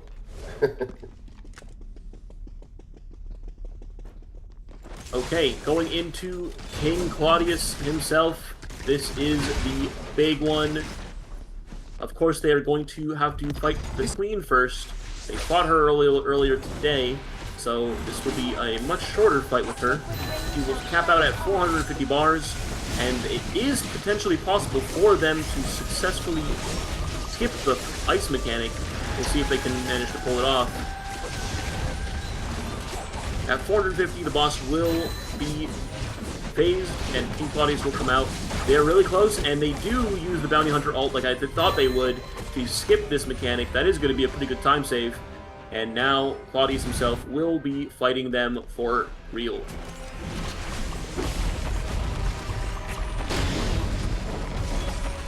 They got some sweet revenge on the Queen after she put them through their paces here. So now they're going to try to take out the King as fast as they can so they can get the best time that they possibly can.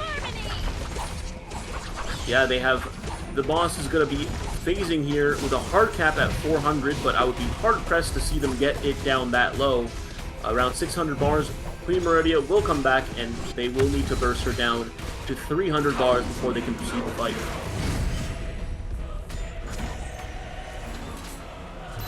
There she is. She is up now. They will be bursting her down to 300 as fast as they possibly can. No Bounty Hunter ult to keep them up, it looks like. But this part is a little bit annoying because the boss can be slippery. Kawai going down. This could be another 8 plus 8 seconds for that side. With 50 bars remaining, we are going to see a pretty fast clear of this first Meridia phase.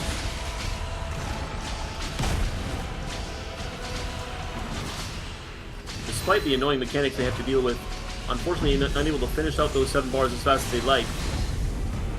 Unfortunately, the gunner had to fall back. Yeah, there we go. Boss is going to be now hittable after this ice mechanic. They need to lure the ice shards to the boss so that the boss's shield breaks.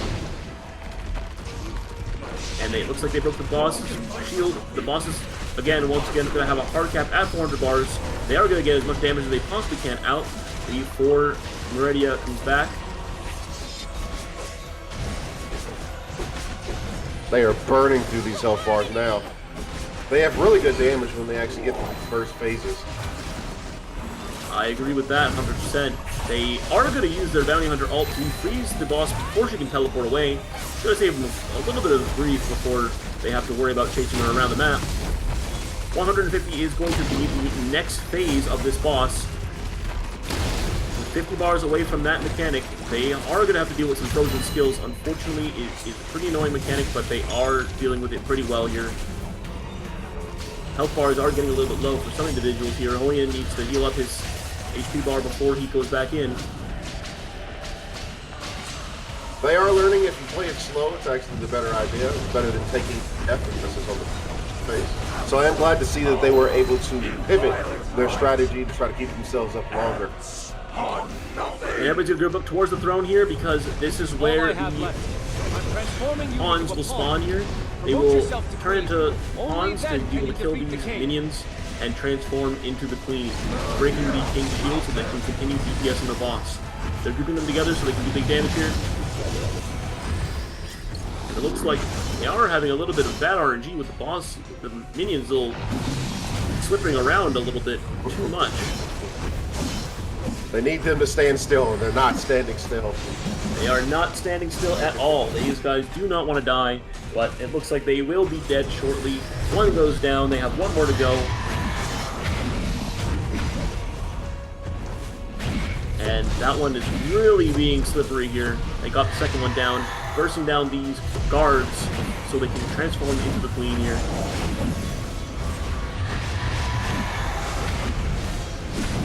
They are spamming that 3 skill because that is the highest damage skill in this kit for the bishop here. We have one transformed queen. They might do this with 1 queen. I think they are going to end up doing this with 1 queen. They do not have enough time, I don't think, to get the second queen out, but it doesn't matter. We have King Claudius now available to be damaged again. He will be hard kept at 84 bars remaining, but I would be hard pressed to see them get it down that low before the queen comes back. They're definitely going to try, and it looks like the queen is actually addicted. The queen is up. They are having a few people still damaging on the boss, but it looks like we are going to try and burst that queen down before she can get the ice phased out. There is a phase where she disappears and spawns ice around the map. That is a really big time loss, so if they can get it down before that phase comes out, they will be in a really solid spot for this time. A lot of the fights, it seems like here, is just a lot of deep, where if you don't get the DPS check and miss the mechanic, it just really messes up. For sure. Alright, this is the kill phase here. The boss is now... Oh, we have a death. Unfortunately, one takes a death from a fireball. The fireballs really do hurt, and that is going to be okay. They are bursting down the boss. 100 bars remaining. 70, 60. This is the time. Get the clock ready. Clock's going to stop in about 30 bars. 20, 10, and dead. There we go. Down goes the king. And we have 16 minutes and 11 seconds, as you see at the top there. A few deaths. And unfortunately, they did take a few deaths, which did add to their time. But again, I really think they performed pretty dang well for their power. Solid performance, and congratulations to the team again, once again, for making it this far. You guys have some real heart, and once again, congratulations.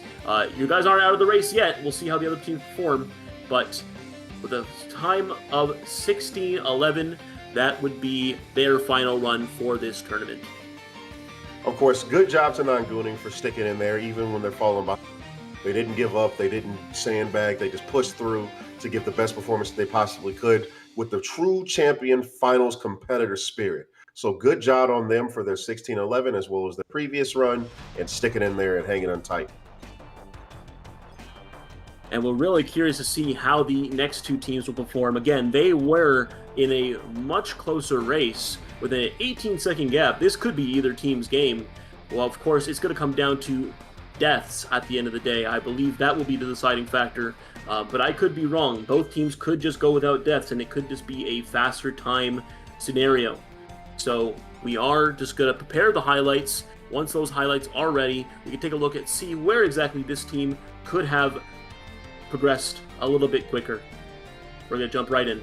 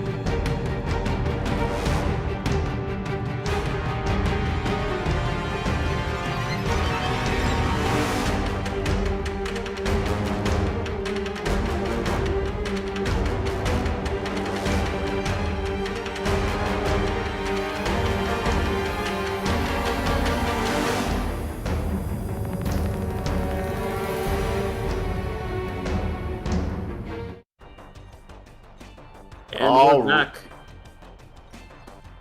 All right, and coming in with the MVP, we have best player with 63 billion damage, doing really well. Also with no revives coming through really well. Of course, Deadly Soul Mulan coming in right behind him. Mulan still the third highest damage on the team after taking 5 deaths, putting on a solid performance for their team.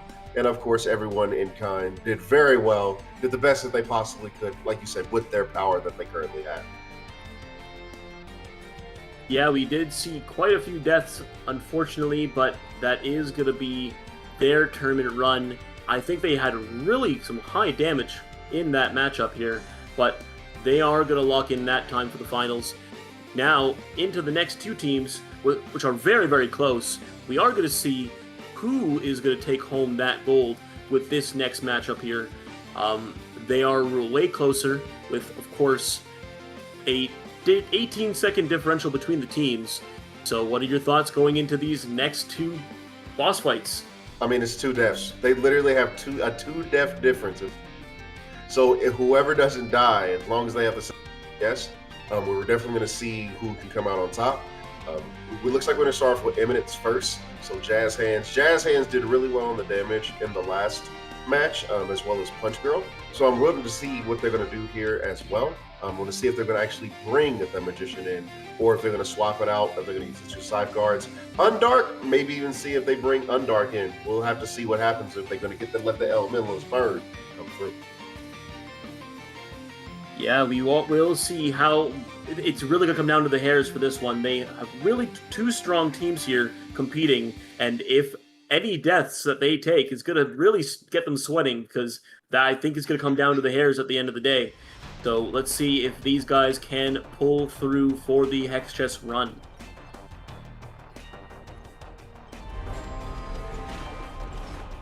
All right, jumping into our second run here, with starting off with Money Max, dealing some big damage to this boss, immediately taking off 10 bars with 1 skill. He is insanely powerful. And this boss is probably going to die within the first 40 seconds, potentially. But again, they are trying not to make sure they have any deaths here, so they need to make sure that their hands are warm. And it looks like, oh, there is some low health bars. No deaths. Lorraine does go down. That is a first death that could cost them, but they can still make it up. Unfortunately, gets caught by a lingering hitbox. That's going to really hurt them. That is quite unfortunate. And Jazz Head is going to be the first to take down their boss and help out his team. Yeah, it's really unfortunate. The hitbox is caught her off guard right at the very end, unexpected. But they still can bring it back. But they do have to be more careful now because the team right in front of them is looking and counting every single death. I agree. We are seeing some big damage again. Taking this boss down quickly with the assists. Some pretty low health bars, but I don't think we got a death there. It was pretty scary for a second. We are going to move on to the second boss here for the most of the team. And actually, we have some members who are already there. Lorraine and Jazzhead are bursting this guy down. Looks like they're going to get him down to 130 bars before the boss moves. And we are going to have our first mechanic. Stay out of the middle. The floor is lava.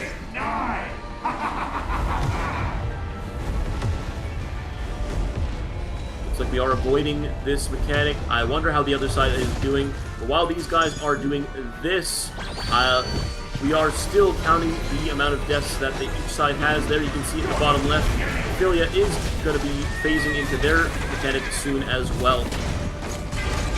You can tell they're really, they got the trip off, so they're going to get a lot of big damage here. They're playing this really well. They're playing it nice and slow. They're not panicking. You can tell that this is a very practiced spot.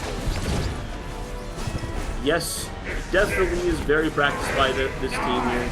Going into the second phase flawlessly, basically really smooth by Lorraine and Jazz. And Ophelia on the other side, of course, is going to get a lockout at about 110 bars remaining. We're going to see that lockout right about now. There he is. And we are now going to have to deal with a little bit of a time gate for this run, which is the fireball phase. Unfortunately, not too many ways to do this much quicker than it shows here with the mobs moving so slow. And of course, you can see at the bottom left as well, the other side is also doing their Ophelia phase with the fireballs. If both teams can get this done quickly, they will be able to burst this down pretty quick, saving a lot of time for the run.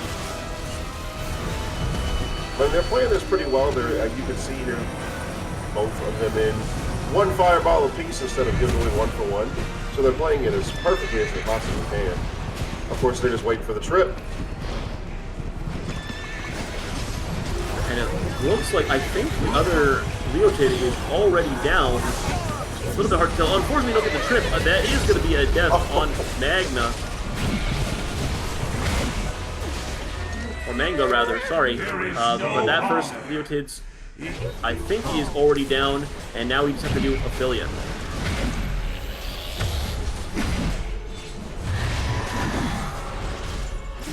They're playing this Ophelia fight really slow. You can actually, they're making sure they don't want to make any more mistakes. They've already got a few deaths here, and they know how close the race currently is. Like I said, they only came in with a 2-death deficit.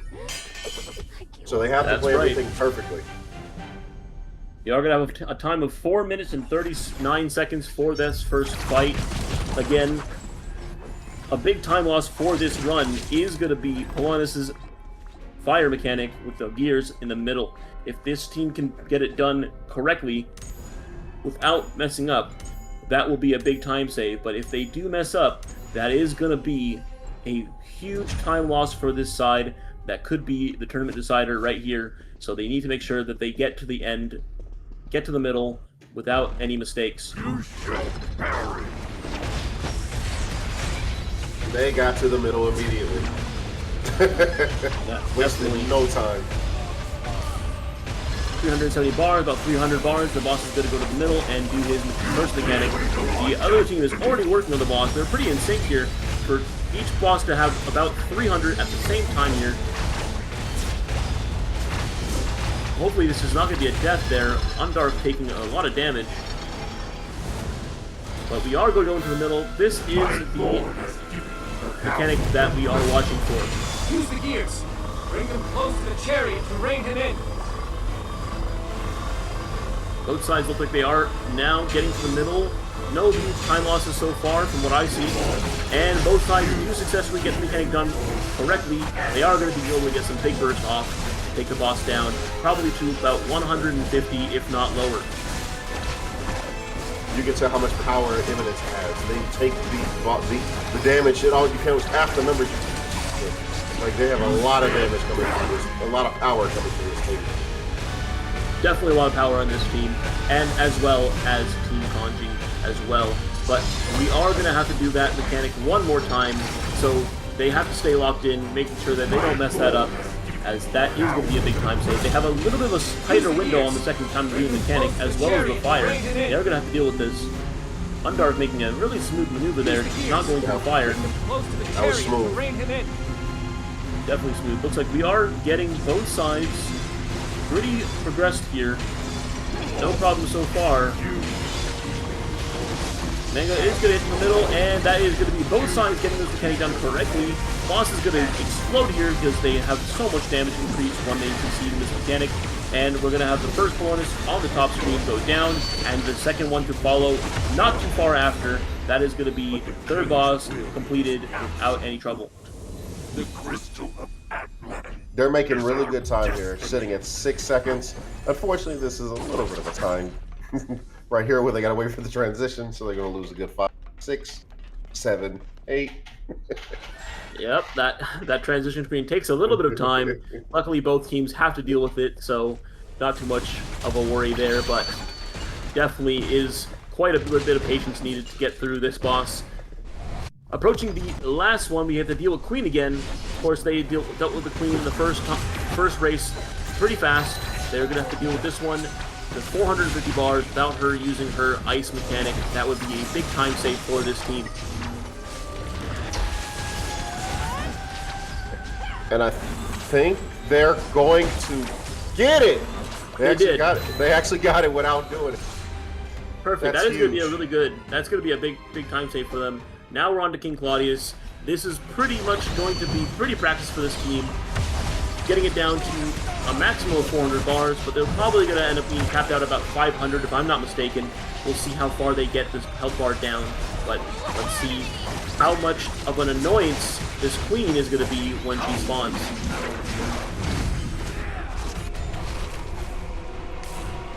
And 520 is where they're going to stop at King Claudius, so he just gets kept out there, unfortunately.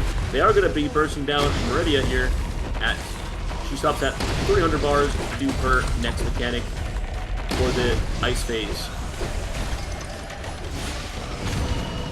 They're moving along pretty well with these phases. They have, like, you can tell how powerful they are just by how fast these meters. Definitely, you can definitely tell how powerful this team is. And they haven't taken too many bad deaths, so they're making some decent time. I know they had a few earlier on the run, but I haven't noticed anything crazy in this last two bosses. Bosses at 300 bars, we are going to go into the King Shield break phase here. The boss is going to have their shield broken and then capped at 400 health bars remaining. They did manage to get it. Some health bars are getting low. Money Max is kind of low. He got his heal. And Mochimo is also still kind of low. Hopefully, probably waiting for a potion here. And they are going to burst this boss down to 400, it looks like, with the Queen spawning in tandem. 280 bars. Their goal is to get it down to 150 as fast as they possibly can so that they can do the pawn phase. And they are going to get that here very soon, getting a lot of damage, blowing her up completely with the damage that they have. 150 remaining. Looks like we are going to get this next mechanic phase pretty quickly. Let's see if they have a bit better RNG with the mobs AI moving around a little bit less than the other team, hopefully.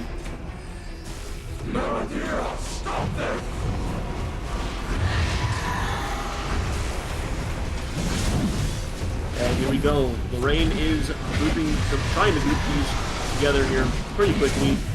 They do get one down. That is going to be a pretty fast phase, actually, much faster than the other. We are going to have a Queen transformation pretty quickly here, potentially two, but I don't think they're going to need it. Nope, they do not need the second Queen. It looks like we are going to go ahead and burst this boss down. 84 bars is the cap. That is when the boss will walk out, and you have to deal with the queen one last time for this run. They are looking to that sentence. Oh my goodness. Yeah, they are bursting down. It's almost done.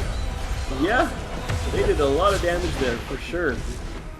All right, now last hurdle for this. Oh, unfortunately, they are going to have to deal with the ice rain. This is a huge time loss. This, I can already see that Team Congee is rubbing their hands together, looking at this as a potential way to get ahead. This could be the defining moment that puts them off. So we know now. We're going to remember this at the end of a second or two and understand that that is the reason why. And of course, it's going to depend on if the other team can actually capitalize on this moment. So that will depend completely. But boss is going to go down here. Meridia is at 29 bars.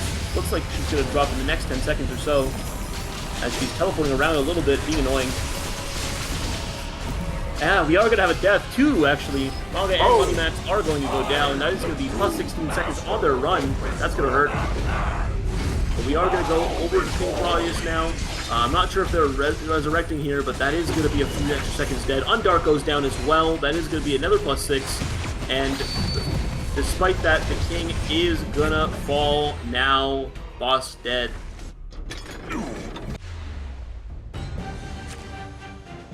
The total time of 12 minutes and 3.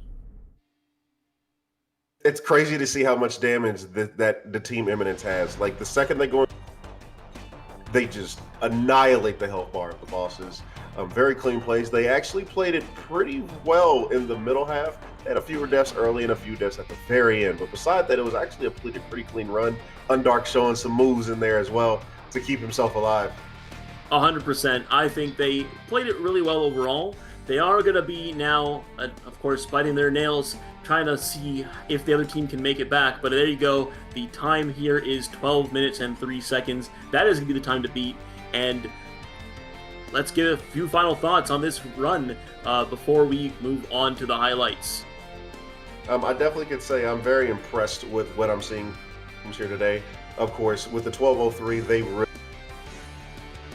I like seeing the illusionist there and the magician putting out a lot of damage. I can't wait to actually see after the highlights where we are as far as who had the most damage, who took the most damage. They were able to clear it very quickly. It's at a lot of these points even before we can finish talking. And we are going to jump into the highlights right now. Let's see where they could have saved a little bit of time in the last run.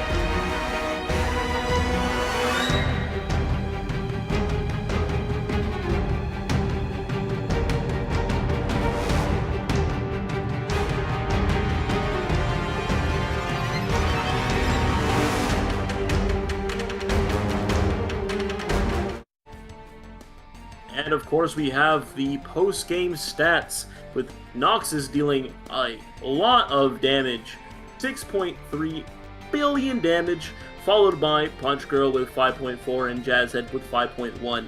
Of course, we are seeing a few deaths here, with looks like they had a total of 5 deaths on that team. That is going to be a 40-second loss for this team, and potentially a opening for Team Congee to capitalize on. Yeah, I guarantee you hear Master Gooner, he's rubbing his hands together. He said that's the number that needs to be topped. So he's ready for it. He's ready for it for sure. Definitely. I think, again, we are going to see as Mega Gooner is one of the strongest on their team. Himself is going to have to try and do really well going into these phases. Again, they had a few time losses with the ice phase at the last part there, and the, of course, few deaths that they had. But jumping in, let's take a look at what our last team is here again. Take it home, Chaos. Now, I'm wondering here when I see this composition, Berserker, because nobody, obviously we haven't seen at all. Obviously in PvE, it's not something that does a lot of damage, it's a lot beefy. But I definitely want to see if they're going to be able to pull that off, or what they're going to do to try to see if they can edge out and hold their first place lead from the first round. And as we get ready to kick off this match, it looks like we're going to be starting in just a few seconds here. We are going to see if this team can take it home. They are a big contender for gold, as they did finish #1 in the promotional and #1 in the elimination rounds.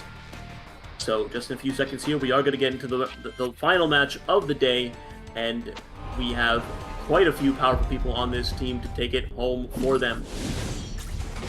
Starting off with the Hex Chest Guard. This one was going down really fast for the previous team. Let's see if Team Congee can take it home faster than Eminence did. Of course, coming in with that Berserker, so they're going to have a lot of beat on some of their side. Hopefully it will help them not rack up any deaths, because that's going to be the key deciding factor, I think, here, is if they die too many times or not. And I'm not sure if Lemur has passive or not for Berserker. I did see Ansem fall. That is going to be 1 death, and I'm not sure if Lamar actually used his passive or if he died. But hey, I did see his HP bar go down to 0, so potentially 1 death for Lamar, but I could be wrong about that. First boss is going down already really quick. Of course, Beatty is going to be bursting this boss down to very high damage. And we have this boss going down as well. I think that should be everybody cleaning up the first bosses, going on to the second now for Leotids and Ophelia. They cleared that really, really quickly. That's good on them.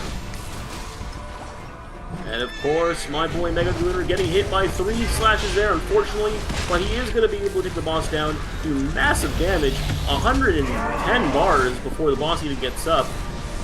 What strength. I can't believe it. Going to get into our first floor's lava phase here. They are going to have to make sure they don't take any deaths here for this mechanic. And of course, in the bottom left, as you can see, they are already working on Ophelia on the other side. Yeah, Mega Gooner showing why he had the damage he had in the first round. Just he can pour it on, man. He just layers it on so well. He is definitely layering something on, but we'll see if he can close it out for his team. Of course, everybody else on this team really showing why they deserve to be here, and these bosses are going down very quickly. Now we can see a little bit of Brown Panda. Brown Panda kind of on a redemption, had a few deaths. Haven't seen him going down this time, so he's playing really well around, working with his Berserker to get this down. That did seem like another death for the second Berserker on their team, but I am not sure. I don't think that was passive. That looked like it was, unfortunately, a death. That is going to make a total count of 2 definitively, but it could be more.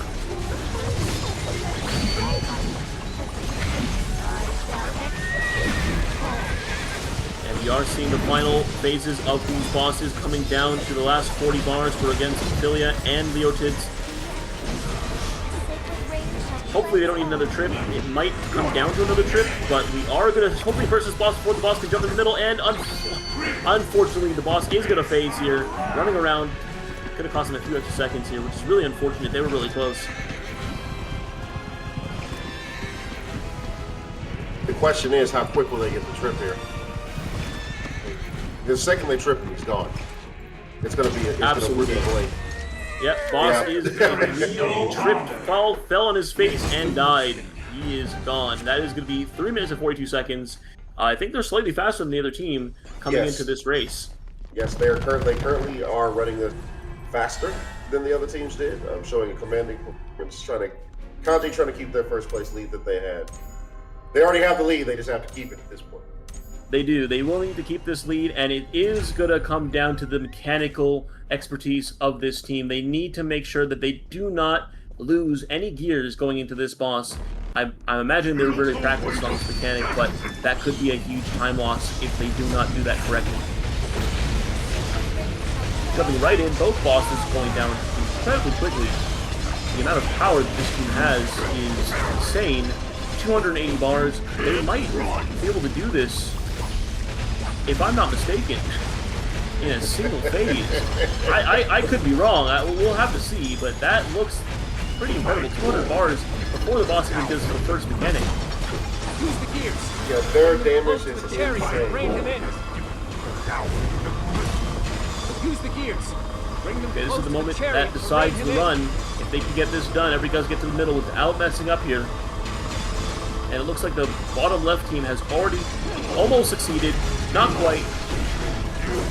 It does look like the bottom left team did get it done by a hair.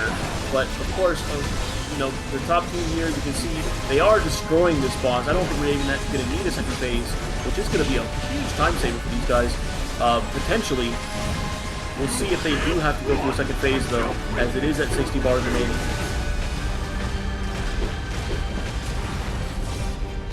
Them just flexing their strength.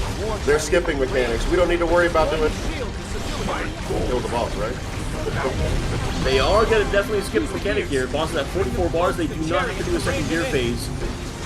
The bottom side, bottom left, as you can see, they are doing the second gear phase, so they weren't able to skip.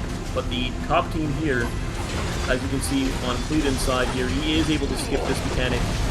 And despite that, they might be able to kill this in tandem at the same time, because the boss takes so much more increased damage when he goes down. And you can see the bottom boss is also going down, 8 bars remaining. Looks like that is also going down pretty in sync, making some great time on Polonus. That was insane. They didn't even have to do the second mechanic. That just shows the level of power that this team has. Yes, definitely. 100%. These guys are very strong. Moving into what seemed to be a quicker loading screen there. I don't know, but I could be wrong. I don't think they waited as long as the other team, but I could be wrong.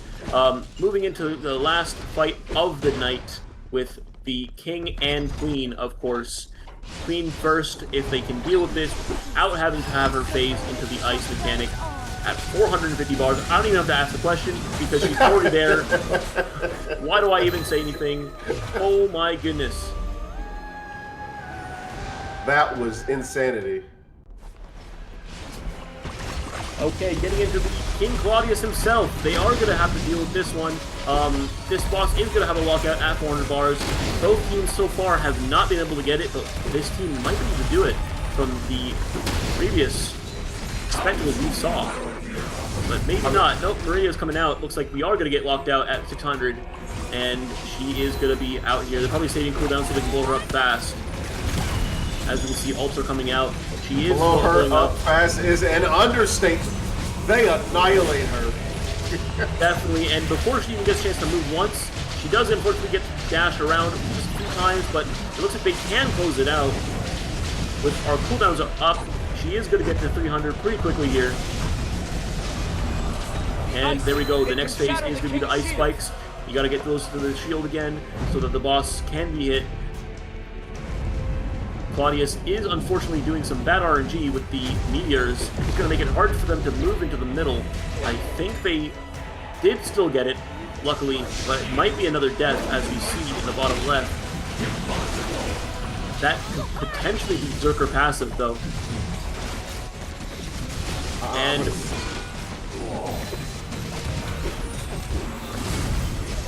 it looks like we are getting this 300 bar or 400 bars there with the Meridia coming down, again locked out at 150. We are going to be pretty above pace here, as they are phasing these things incredibly quickly. Inviolate right. Ants on nothing. This is all I have left. And as pawns are coming up here, they are going to have to group them together. They are perfectly grouped right now, blowing these pawns up, or these guards up very quickly, rather. both gonna go down. They did not get bad RNG on the bonds like the rookie. So this is going to be really good. I mean, they're making amazing. They do have really good time so far, and it looks like one of the bonds is good now. They don't need both. They are just going to burn one and get one queen. It looks like they are not focusing on two. One queen is going to be enough to get on the boss's shield, and they are going to be able to burst this boss down to 84 pretty quickly, as all their cooldowns are now up.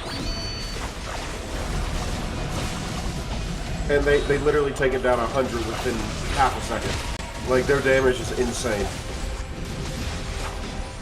Now we are going to see a little bit of holding resonance here, but they are probably holding that for the queen, it looks like. Yep, we are holding it for the queen. Trying to blow her up before she can do that ice phase. This will be a huge time save if they can get it off. I was going to say, queen? What queen? Like a candle in the wind. They do get it off. That queen is going to go down. Oh, potentially not, actually. Oh, yes, no, they did get the queen down, it looks like. And they are just blowing the usurper up without any resistance at all. Locking in a time under 10 minutes. Of course, they're going to have 10 minutes with the deaths, but they had an amazing time. 10-5, 2 deaths. That's wow. Wow. That's all I can say. Wow. The amount of damage, like, they destroy things before a mechanic can go off. That gives them I mean, that's the power advantage. That's what power gives you when you have that overwhelming strength. Almost like Jiren. Yeah, definitely. Oh, really, we did see some Super Saiyan levels power, and of course, the amazing strength of the whole team, but especially Mega Gooner, I assume, is going to be at the top of the leaderboard in the recap. But when these are ready, we're going to go ahead and take a look at the last game's highlights once those are ready.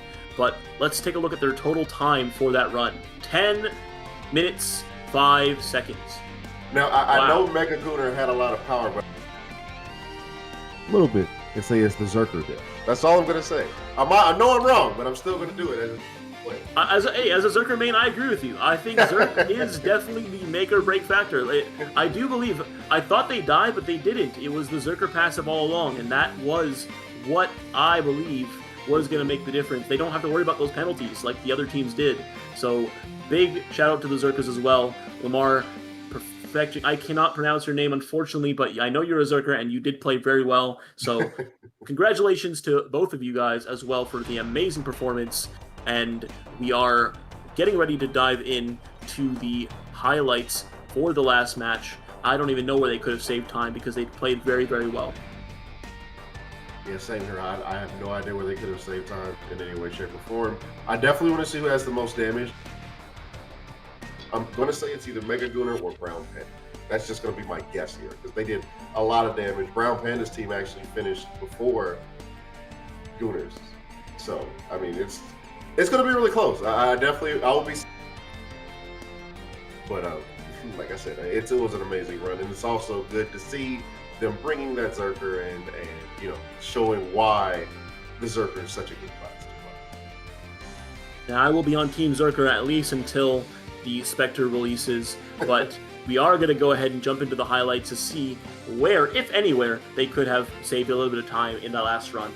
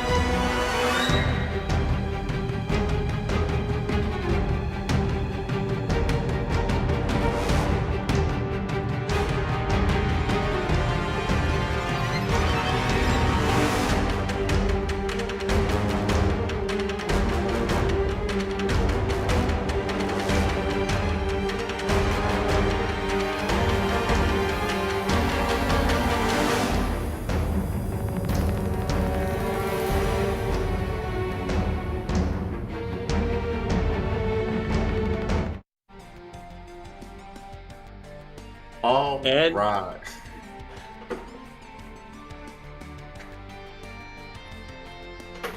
All right.